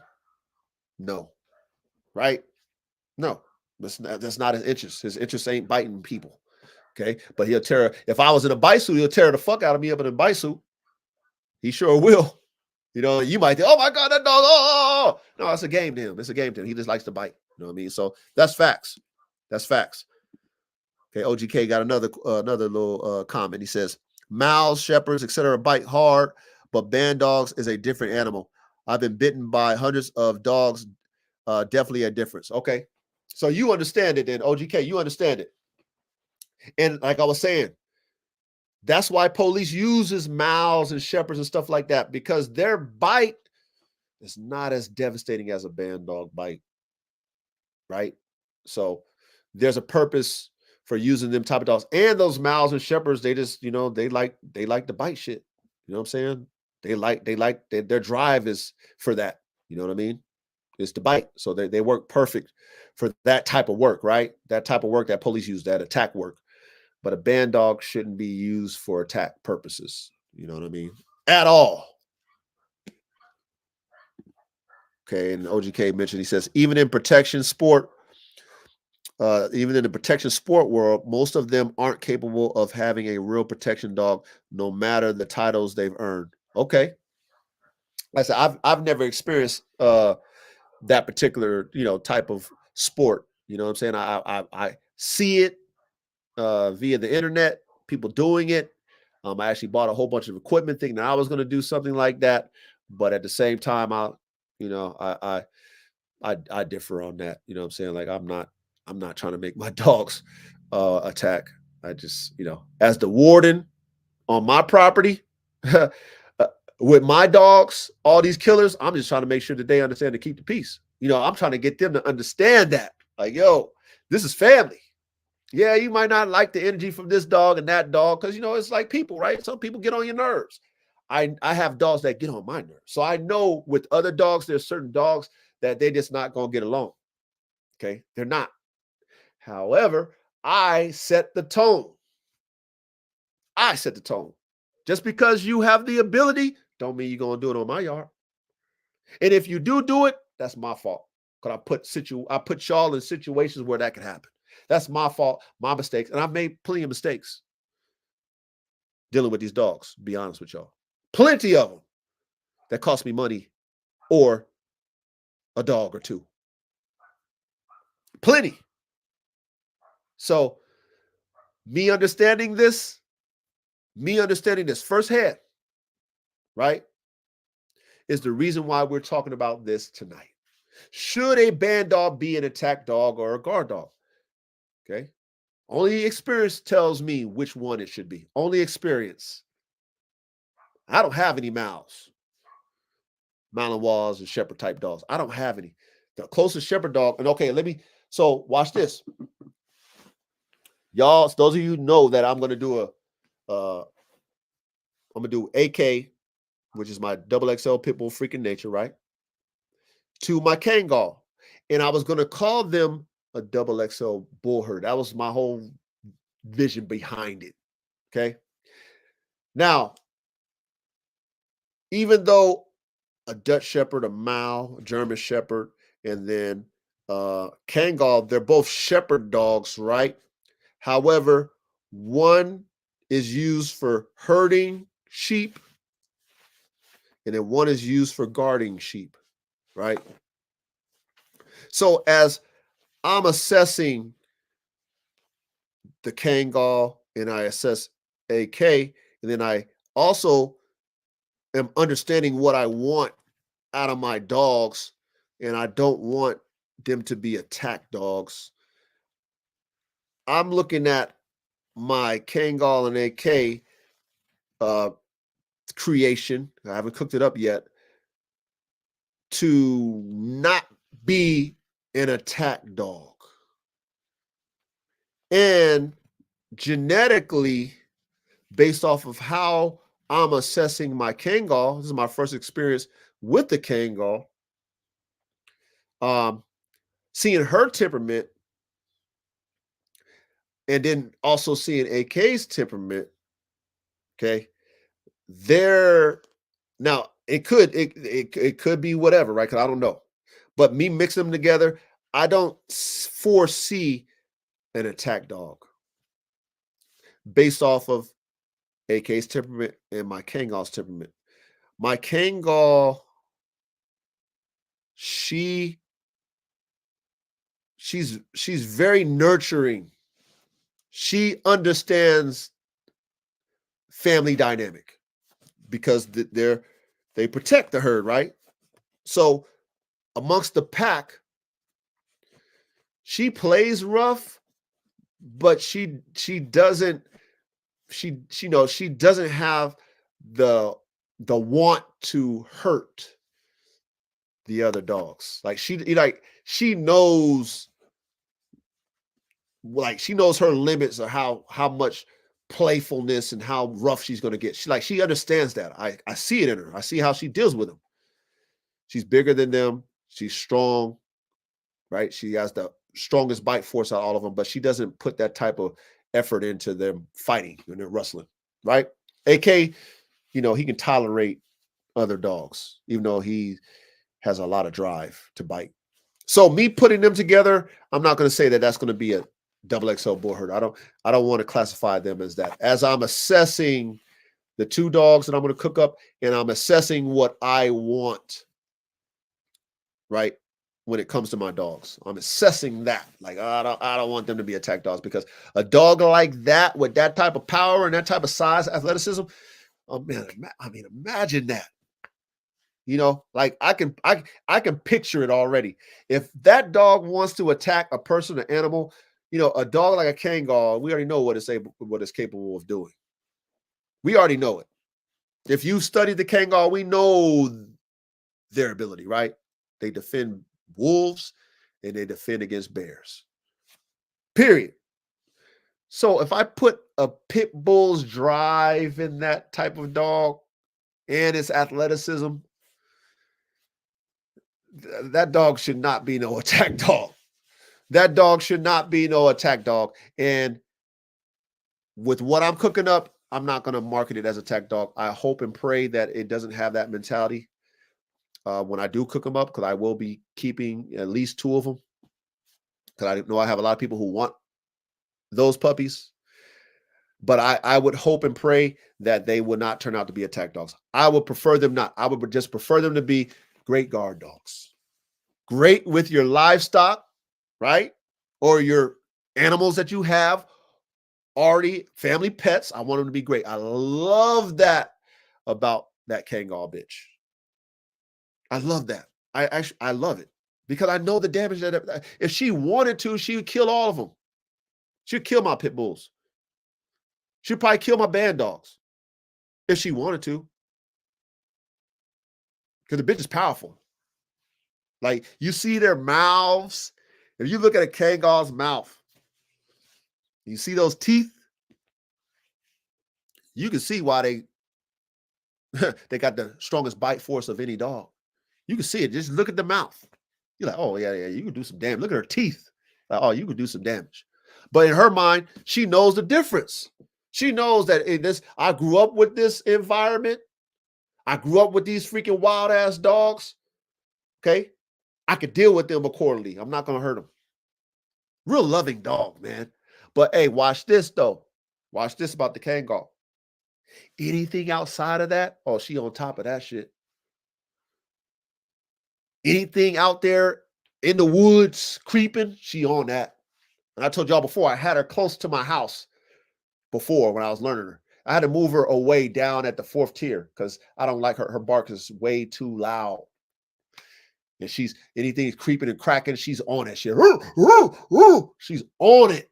So she had to get moved down to the 4th tier. Do that shit down there, bitch, because you too loud. I'm trying to get some sleep, bitch. So I had to move her down there. But anyway, I'm not promoting them as double XL bull herders. Keep it real with y'all. I'm not doing that. I don't want them to be, I don't want people who like bull herders, because those are more attack dog type dogs. You mix a Mal or Dutch Shepherd with a bulldog or pit bull. Those are more attack dog type dogs, right? I don't want to promote them type of dogs with that type of ability, right? AK's strength and bite power with a Kangal, and you want that dog to attack? Nah. So I had to re-switch my whole thought process with that, y'all. I had to switch it. I had to no double XL bull herders. We had to call them something else, and hopefully they don't want to be on attack. So I don't even know what's going to happen when I cook them up, but I changed my whole perspective. So they're not even going to be called double XL bull herders anymore.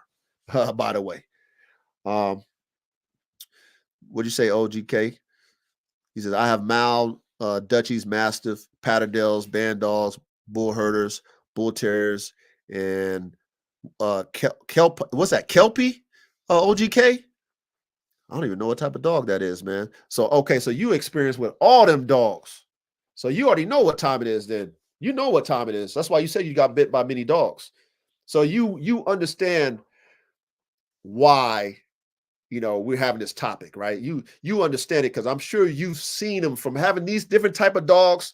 You've seen, right? You've seen the drives and you've seen, like you've seen the pluses and the minuses with all these type of dogs with these type of drives. And where, it benefits you to have a dog that's capable of attacking, and where it doesn't benefit you to have a dog that's capable of attacking. Like you've seen that.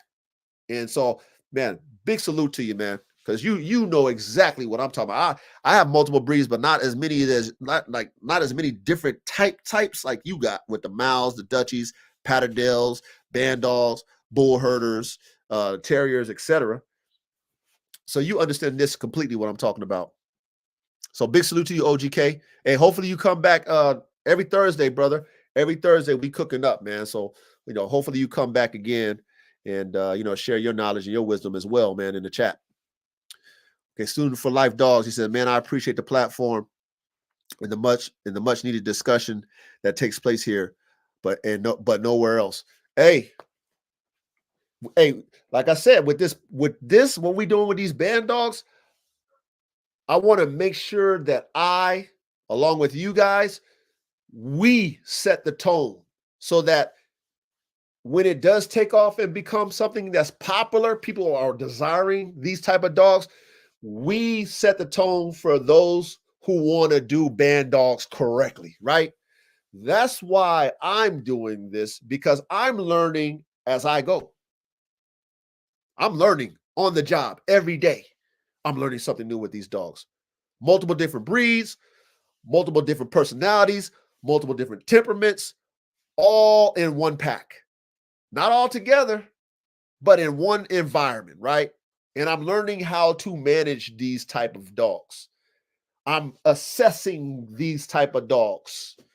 And so by me being able to experience this firsthand, us having this discussion every Thursday night about these type of dogs and breaking it down the way we do is necessary for those of us who take this type of dog, performance type dog, serious. Dogs with capabilities of killing someone or some animal. This is serious. You know what I mean? So I appreciate you guys for, coming, participating in the live with me. I really appreciate you guys. I really, really do. And it's necessary for us. You know what I'm saying? What was that? Knock them down. Okay. So Knock them down says, what's your thoughts on boar bulls and how is your Kangal doing? Okay. So I don't necessarily know about boar bulls. To me, they're dope dogs. I love the way the boar bulls look. I did have a plan at one time. Okay. Before I decided to switch out of bullies, right? I was going to, I'm going to say this now because I'm not going to do it anymore. But what I was going to do is I was going to buy me a boar bull bitch, a female boar bull, right? Because of the size and their guard dog ability, but really for the size, right? And I was going to create my own bully. I was going to call it the rodeo bull, right? So I was going to take a boar bull bitch, and then I was going to breed her to two dogs. I was going to breed her to my boy, the goat, which is a double XL bully, and I was going to breed her to AK. And then I was going to take two puppies off of the goat, a male and a female, two puppies off of AK, a male and a female, and breed them together and make what I call a rodeo bull. I was going to do that, but I'm done with bullies. You know what I'm saying? I'm done. I'm not fucking with bullies anymore. I'm doing something totally different now. So even the bullies I got, the performance bullies, I'm moving them in my band dog program. You know what I'm saying? So I scrapped that one. So boar bulls, I think they're dope dogs. You know what I'm saying? And I was going to get one to create something off of them. You know what I'm saying? I wasn't going to get one to breed boar bulls, but I was going to use it as a piece of a puzzle, man. But I think they're dope dogs. You know what I'm saying? I actually like the boar bulls. And like I mentioned earlier about the Kangal, she's doing good. You guys are going to see now that we're dealing with now, springtime is here. Uh, I'm getting my yard together. Like man, I have so much work to do, you guys, man. Like I live in the woods on 6.5 acres, man. So everything is all grown up. I got to do all the yard work, cutting the weeds. I got to get the training area all cleaned up as far as the weeds and all that shit. So I got a lot of work to do. But once I get everything kind of situated on the yard, we're gonna get everybody, yard time. Spring training, summer training is gonna come up, so you're gonna see a lot more of the dogs. You get to see the Kangal. I'll be showcasing a lot more of the dogs and stuff like that. So the Kangal is doing good. To answer your question, she's doing good. She's 2 years old. Still a puppy to me, man. You know what I mean? 2 years old. What's that? 14 years old in human years. So but she's doing great, man. I like I mentioned before, like I love her temperament. She is so loving, like she is so nurturing. Like, you know what I mean? Like I understand what they use for, you know what I mean? Livestock guardian. Like she has that mentality. So man, I enjoy her, man. I really do enjoy her. Looking forward to doing that breeding with her with AK. Just waiting, man. You know what I mean? I'm not in a rush to do it right now. So, but yeah, to answer your question, man, Barbel's a dope. Kangal is doing excellent. I will be showcasing her soon. Um, and then you asked also how old is Red Tiger Jr.? He's like what, 6 months? He's like 6 months. Red Tiger Jr. is 6 months. And for those of you guys who don't know, okay, the difference between red or what my whole thought process was when I created Red Tiger Jr. And God blessed me with Red Tiger Jr. I didn't even think I was going to get a Red Tiger duplicate. You know what I'm saying? I didn't even think I was, especially breeding Red Tiger to Silver Bullet, because Silver Bullet was going to fix what was wrong with Red Tiger. You know what I'm saying? So to give y'all an outlook on what my whole vision was when I decided to breed Red Tiger to Silver Bullet was when I bought those, they call them Rocky Mountain Bulldoggies. Okay, that's what a Red Tiger is. That's what the breeder, that's what they, I mean, that's the type of dog that they created. They call them Rocky Mountain Bulldoggies. So when I got Red Tiger and his brother Brutus, okay, I just bought them because I wanted some buff dogs. Okay, I'm just making a long story short. So as I'm watching these dogs develop, I'm seeing the drive in these dogs. Tremendous drive Red Tiger has. Okay, Red Tiger Jr.'s dad. Tremendous drive. Very intense dog. But drive was just beyond belief, right? And no on-off switch. Okay, this is one of many dogs I've had with no on-off switch. Him and his brother both. These type of dogs, whatever they was on, you couldn't get them off of it, right? They would pace back and forth, back and forth. Because let's say they seen something they want to get at. Let's say, because I live in the woods, whatever, it be a deer. I don't care what it is. They see it, and because they want it so bad, they'll just pace in the kennel, back and forth, back and forth, back and forth, back and forth, back and forth, back and forth, right? Now, with that type of drive, they weren't built performance-wise to be able to handle that type of computer, that type of mental capacity to want to get something so bad that they just couldn't stop. And they had breathing problems. He had the smushed face, so they had the smaller, the squished nares, but it really wasn't that. It was his throat. They, had that soft palate. So when they would breathe, and you know how dogs sweat and cool themselves off, they pant. So his was always him and his brother. Okay. But they just wanted to work. Their drive to work was just amazing. I loved it, but didn't love the fact they didn't have an on-off switch, and didn't love the fact that they couldn't cool themselves off. So eventually they blew up, they died, heat stroke, both of them, heat stroke, died. So I'm like, damn it, I love Red Tiger, but I love this look, but I need performance dogs. I need my dogs to be able to work. I need them to be able to function. I need them to be functional. All that, I'm Formula One. So I'm like, how can I keep that phenotype of a Red Tiger? Because that's what I loved about him. That's what a lot of people love about Red Tiger, the way he look. Crazy look, crazy look.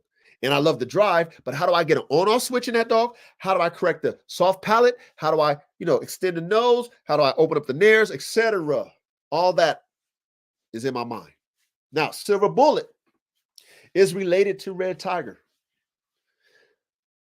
Now, the only way genetically they're related is the foundation of Red Tiger is Silver Bullet's father, which is Red Bull. Now, that is what, 5 generations back in Red Tiger's lineage. 5 generations back. So that dog has evolved 5 generations to make Red Tiger. So they're far from each other, but close enough to where there's some similarities genetically. Now, Silver Bullet is not as bully as Red Tiger. Silver Bullet don't have that super smush face. Silver Bullet can breathe. Silver Bullet is functional. Silver Bullet don't have, like with Red Tiger, he has like, he's got a very wide stance and he had dysplasia. With the bulldogs, they'll have that elbow dysplasia because they're so wide. So it wasn't tight. His shoulder areas wasn't as tight. So it'd be kind of, it wasn't tight, put it that way. So we had a little bit of dysplasia in the front, but it looked real dope, right? It looks good. But functional wise, with how intense he was, I knew that could be a problem. Him making fast cuts, he could probably blow his shoulders out. So I wanted to tighten that up. Bullet, she has a nice wide enough stance, but no dysplasia. She's even from the front to the rear. She got thick rears and wide enough rears, and it matches the front. She got shoulders like Red Tiger. She got the neck. She's got a nice head. So she has it. She's got leg, great angulation, great athleticism. So I was like, I'm going to take Red Tiger to Silver Bullet because I want to tighten up that dysplasia. I know I'm not going to be as wide. I'm fine with that. Fine with that. I would like to see a little bit more leg. I like the leg on Red Tiger too, but I could take a little bit more leg. Okay. But the main thing for me, y'all, was fixing the soft palate and extending the nose out because I'm all about performance. So then God blesses me. It's all God. Blesses me with only one puppy, y'all. I get only one puppy out of that litter. I didn't even think she was pregnant. Okay, I was questioning it the whole time through, and I had to do an AI because I only had one. Well, no, I had 2 straws off of Red Tiger. Thank God I got my straws. And that's another thing I tell y'all to do. If y'all got studs that y'all care about, go get them collected. Okay, get their semen on tap just in case something happens. Okay, thank God I did that. When I lost his brother Brutus, that same week when I lost him, I took him over there. Got a soft palate. I got a soft palate surgery, which didn't help. Okay, that was a waste of how much did they charge you? $1,500 for that soft palate surgery. I got the soft palate surgery, removed that soft palate out of Red Tiger's throat, and I got a semen collected. Okay, so anyway, I used a straw, inseminated Silver Bullet, got one puppy. Didn't even think I was going to get a puppy. One puppy, and it came out to be Red Tiger Jr. Okay, came out to be Red Tiger Jr. So to answer your question, how old is Red Tiger Jr.? 6 months. How's he doing? Excellent. How's he look? Superb. Do I see possible improvements? Yeah, he doesn't have the dysplasia in the shoulders like his daddy. He looked just like his dad. He's got longer snout, but still got the look. I mean, he looked just like his pops, but he's going to be taller and he doesn't have that dysplasia. And I'm hoping, I haven't tested the theory of the breathing yet. What's that? Knock him down. Excuse me, knock him down. I haven't tested the theory of the breathing. However, I'm praying to God that it does improve, man, because I'm performance. I mean, bully dogs, I remember this from an OG bulldog breeder. When I got into American Bulldogs, I might have mentioned this in previous lives, but I remember this and it still rings in my ear right now. Still, I'm hearing them say it. When I was into them bully type bulldogs, I like the look. Big old heads, muscle, wide chest, wide rears, muscled out. OG bulldog man told me them bully bulldogs are pieces of shit. How he told me. Straight up. He says, I've owned those and all them dogs die. And guess what? All my bully ones die, just like he said. So I got to agree with him. You know what I mean? They pieces of shit. You know what I mean? If you're a performance dog man, I'm a performance dog man. Okay. The looks is cool, but what good is a dog that look like it can perform but can't? You know what I mean? I'd rather have the dog that can perform than looks like a performer, right? Looks like a bully performer. I'd rather have them. Okay. So then now I agree with OG. You know what I'm saying? Because I had to experience it for myself. All my bully dogs that look amazing, everybody ooh and ah, they dead because they weren't built, they were not built to perform. So it is what it is. Okay, OGK says, nice. You can find one in the States too. Just look for breeders who work them in some way and have proof. Most are what do you say? Most what do you say? Define couch potatoes now, and some with corsos too. Okay, so are you talking about the Borbo? OGK? I don't know which dogs are you talking about. And then OGK says Malinois, etc. have same issues at times due to them being too thin bone. They go too hard for their own good. Yeah, I can see that with Miles because their drive is so crazy. You know what I mean? Really, really intense type drive type dogs. You know what I'm saying? At least what I've seen. I've never owned one, but what I've seen with them, and that's why I guess they choose to mix them with the pit bull. You know what I mean? To kind of toughen them up a little bit more, make them more durable. That's the only reason why I would see why somebody would cross a Mal to a pit bull, kind of toughen them up, make them more durable and stuff like that. But yeah, Mals are dope dogs. You know what I mean? Me personally with the Mals, I just don't like to deal with no damn hairy dogs. You know what I'm saying? Personally. And I got that Kangal and, you know what I mean? She sheds hair all the time. Man, that's too much for me. But dope dogs. The Mals are dope dogs, man. Larry H says, was Red Bull from Triple K Kennels? Big Lou? Nah, Red Bull was from Buff Dogs. That's where I got my foundation Bandog genetics from. Buff Dogs. They were called Buff Dogs. So that's where Red Bull comes from. And Red Bull is a Neo cross with a German boxer cross with American Bulldog. So in that order too. So Neo American Bulldog, Neo German boxer bred, and then that production bred to an American Bulldog. So that's who Red Bull is. And also Roman, which is the dogs that I have right now that I was talking about earlier, that are like mastiff type dogs. You know what I'm saying? Which I was mentioning to y'all last week. I feel like those dogs is going to be too big. I don't. They big right now. You know what I mean? Like they're big ass dogs, and they're just puppies. So I don't know how I'm going to feel about a dog that big. I just got to see how they're going to perform, being so big and stuff like that, and just to see if I'm even going to like a dog that big. You know what I'm saying? So that's going to be interesting to see. You know what I mean? I've never owned a heavy mastiff type dog, and they're not. I'll say with them, they don't look like a mastiff, but they're going to be big like a mastiff. Like, you know what I mean? Like you can see a little bit of mastiff characteristics, especially in my boy Red Apache, but they're, like their bill is not like a mastiff. Like they got deep rib cage, which I love. I love a dog with a deep rib cage because that means they got big lung capacity. I love that, especially my performance dogs. So they got the deep rib cage. They got the tuck. They're like long in the body. They're super tall. They got great angulation. It's going to be interesting to see what them dogs are going to be. That Roman times Prima Donna, which is a line breeding. Okay, that's Red Bull's brother, by the way. Larry H is Roman.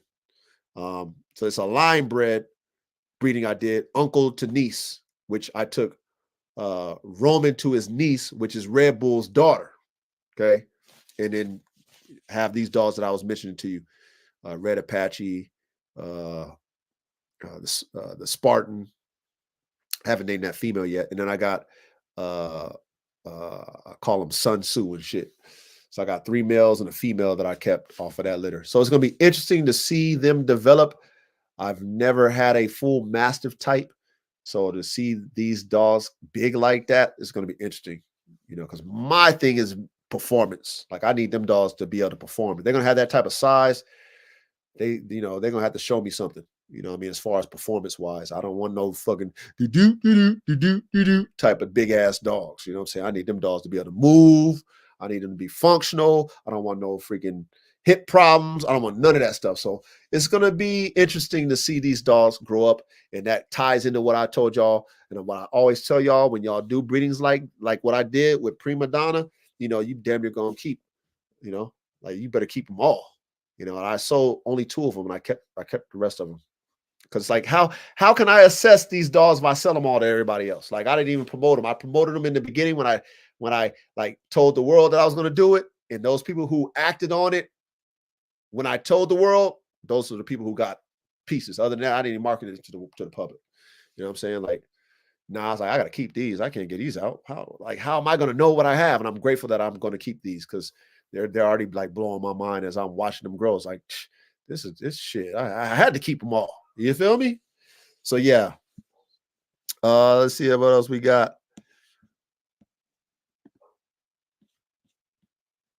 Okay, Knock 'em Down says, are you planning on lion breeding in your Bandog program at all? Yes. So I have, with my Bandog program, so far I have 3 types. Types of Bandogs. So I have what I call the AK-74, which is a AK-47 chopper. If y'all know my dog, AK-47 chopper, he's my double XL pit bull freaking nature. And I made a Bandog version of him, which is a man biter and prey drive, right? So I call them AK-74s. So I have that type of Bandog. And then I also have what I call the AR-15 Bandogs. That's, if AR is my only male for my foundation, he's the only male I have for my foundation Bandog recipe that I created. And then this is 3 sisters. I only have 2 of them. Rest in peace, Nina. So there's what I call an AR-15 Bandog, which is pretty much AR-15 type Bandogs. And then also I have what I call the Formula 1 Bandogs, which are those ones that I just mentioned just right now, which is the Roman times Prima Donna. And then those are like, my Mastiff type Bandogs or whatever. So I have them. So I have 3 types. How I'm going to breed them, I still haven't really decided on which direction I'm going to really go with the AR-15 Bandogs. I haven't really decided yet. I'm going to let them develop.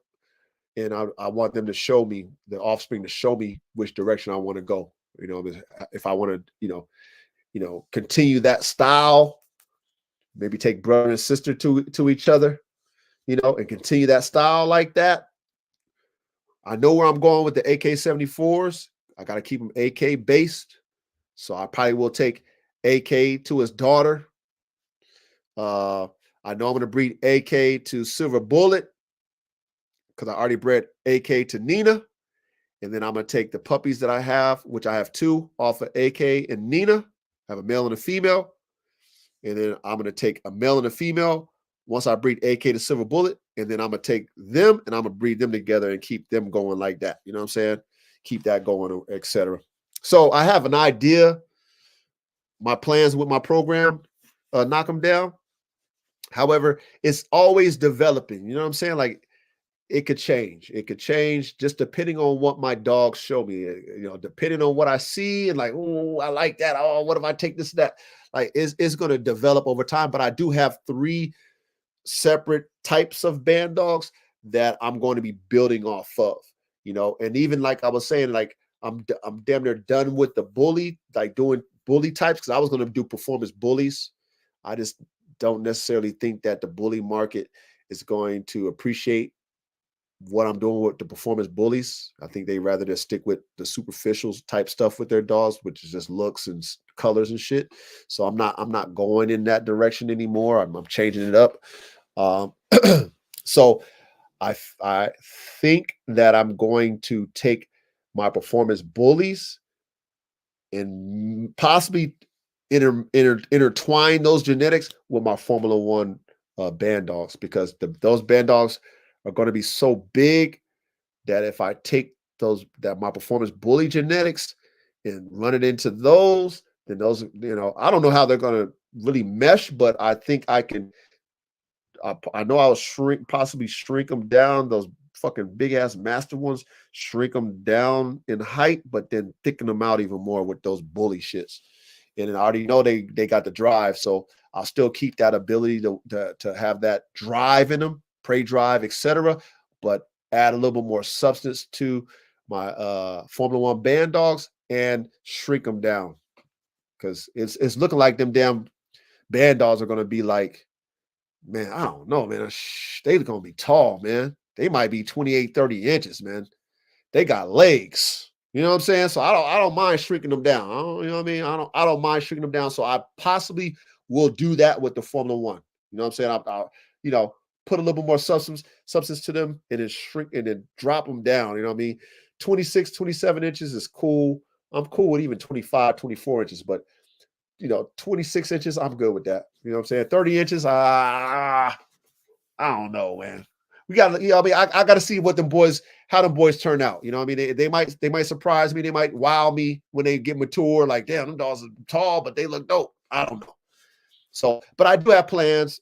It could change though. You know what I mean? To give you exact, like, I couldn't tell you, but I do have plans to answer your question. You feel me? But yeah, man, we had a great cook up. If you guys have any more questions, ask now. However, man, I appreciate you guys participating in the chat. I appreciate you guys having an ear to hear, me express, how I feel about this particular topic when it comes to attack dog or guard dog. Um, like I said, I'm very passionate about this topic because I've just experienced things that luckily I was able to control when it comes to these type of drives and these type of dogs that we're talking about, especially band dogs. I've seen, outcomes that I wasn't happy with and that cost me. And I just want to make sure that us as a community, that we do not do a disservice to the band dog itself, and we don't get it twisted when it comes to creating these dogs, shaping these dogs to be attack dogs. I don't want us to get it twisted and to think that, that's what these dogs should be. To each their own. The dog god, don't be over here dictating anybody else's program. That's not my job. I'm not that guy. I'm not the band dog police or what. I ain't that. I'm just a man like you who really wants to be responsible when dealing with these dogs that can really kill someone or animals. Like this is real. This is a reality. And we have to be responsible. It's like being a responsible gun owner and not leaving your gun out to where your kids can find it and play with it and pow. You know what I mean? That's how it is with these type of dogs. We have to be responsible and we have to think about them that way. Like, these dogs can really kill somebody. And if this dog is built for that type of action, and we're not responsible enough to say, okay, don't antagonize a dog like this, right? Don't agitate a dog like this. Don't even play with a dog like this to make it feel like biting somebody. Don't play like that. The dog should know, if it's bred right, should know when there's a threat, and it should warn the person. That enough will scare any thug with a gun to come in your house and play. Why do you think police use that? Why do you think police use dogs? right? Because even the coldest killer is afraid to get bit by a dog. Straight up. And unless you're a marksman, and most of these thugs ain't marksmen, right? Where you're going to stand firm, aim, and fire when a dog's running at you, please. Okay. So just you having a band dog, and I'm going to close out with this. Just you having a band dog that has the ability to know when to protect and to give that threat, which could be a person or another animal, a warning. That should be enough for you. That right there should do the trick for you as far as that dog's ability to protect you and your family. That should be enough. Okay. Biting, please don't. Pray to God you ain't got to worry, like get into that type of scenario where you got like your dog is biting somebody. Like pray to God that you ain't got that scenario and you will never have it. Just let your dog be a deterrent. Let that be good enough. If you want to see, and I'm gonna close out with this. If y'all want to see what that dog can do, go take it, go take it on some, like go hunting with it, right? Go hunt some coyotes or go hunt, go pig hunting, whatever. See it in that perspective, right? It's controlled. Make sure your dog's got his protection on and all that stuff so you can bring it home again. But you see that dog tear up an animal, killing it, kill some prey that shouldn't be there, right? But don't be so enthusiastic to see that dog do damage to a person. Don't do that. Like I said, get you a mile or something like that. Play with that. You know what I mean? Don't do that with no band dog. All right. So big salute to everybody, man. Let me give y'all a shout out one more time before we close out. You know what I'm saying? Like I said, I appreciate everybody's consistency. I know if you guys missed it, if y'all missed it earlier on, man, hit the rewind button. Go through all of them. You know what I mean? Like we building, we gonna build a catalog of information. I know over time it's just gonna get greater. It's gonna get more and more. And we just going, we're gonna set the tone. We're gonna set the tone when it comes to these type of dogs. At least I want to set the tone. And as a responsible dog man, I think that's what we're here to do. I'm not here to glorify these dogs' ability. You know what I mean? I say it only sounds cool. It's not cool when it happens. You know what I'm saying? Unless it's purposeful, right? Right? Like I said, you hunting pigs or something like that. You're getting rid of vermins on your threats on your property. That's different. That's different. That's a purpose. But if it's just happening because your dog just got like it just has a drive to kill, you ain't gonna like that shit. I promise you, you ain't gonna like that. Okay, because it just takes one accident. You know what I mean? That ruin your whole life. And it could be a dog that you created, you know what I mean, that you thought was cool because they like to bite shit. So again, big salute to Carolina Blue. Much love and respect, man. Thank you for your consistent support. Pump 17, man. Thank you for showing up, brother. Hopefully you show up again. I don't know if you've been here before, but if not, thank you for showing up. I just want to show my appreciation. I appreciate it. Duro Ricio Bully Cap, big salute to you, fam. I always appreciate your support. I definitely do. Young Ready Red, big salute to you too, man. I always appreciate your support. Royalty Methods, big salute. RKBB, big salute. Corey I, big salute, man. I appreciate all y'all support. Jerry Hurley, big salute. I appreciate your support. You already know I do. Student for Life Dog Training, big salute. I appreciate your support as well. Always do. Joy Charles, big salute to you, family. Thank you for showing up. I appreciate your support. OGK, man. I don't know if this is your first time. Great feedback in the chat. Appreciate your participation. Appreciate you showing up. Hopefully you show up again. Knock them down. Big salute to you, man. I don't know if you've shown up here before. If you have or if you haven't, thank you for showing up. Thank you for participating in the chat. Hopefully you'll show up again every Thursday night, y'all. We here every Thursday night. Larry H, big salute to you, man. I appreciate your support. Thank you for showing up again. I appreciate you, fam. Hopefully I didn't miss anybody. I don't think I have. But like I said, I appreciate you guys. Come back again. If y'all missed it, hit the rewind button. If y'all, catch up, man. We on 34 episodes, so catch up. So start at episode 1. Put your headphones on if you have whatever, man. Just listen. You know what I mean? That's one thing that's good about my content. You can listen. You know what I mean? Get some game. You're gonna pick up something every time you listen to it. I guarantee you that. But like I said, man, I appreciate you guys, man. But until next Thursday, man, I love y'all. I appreciate y'all. Respect y'all. Thank you for your support. I'm out.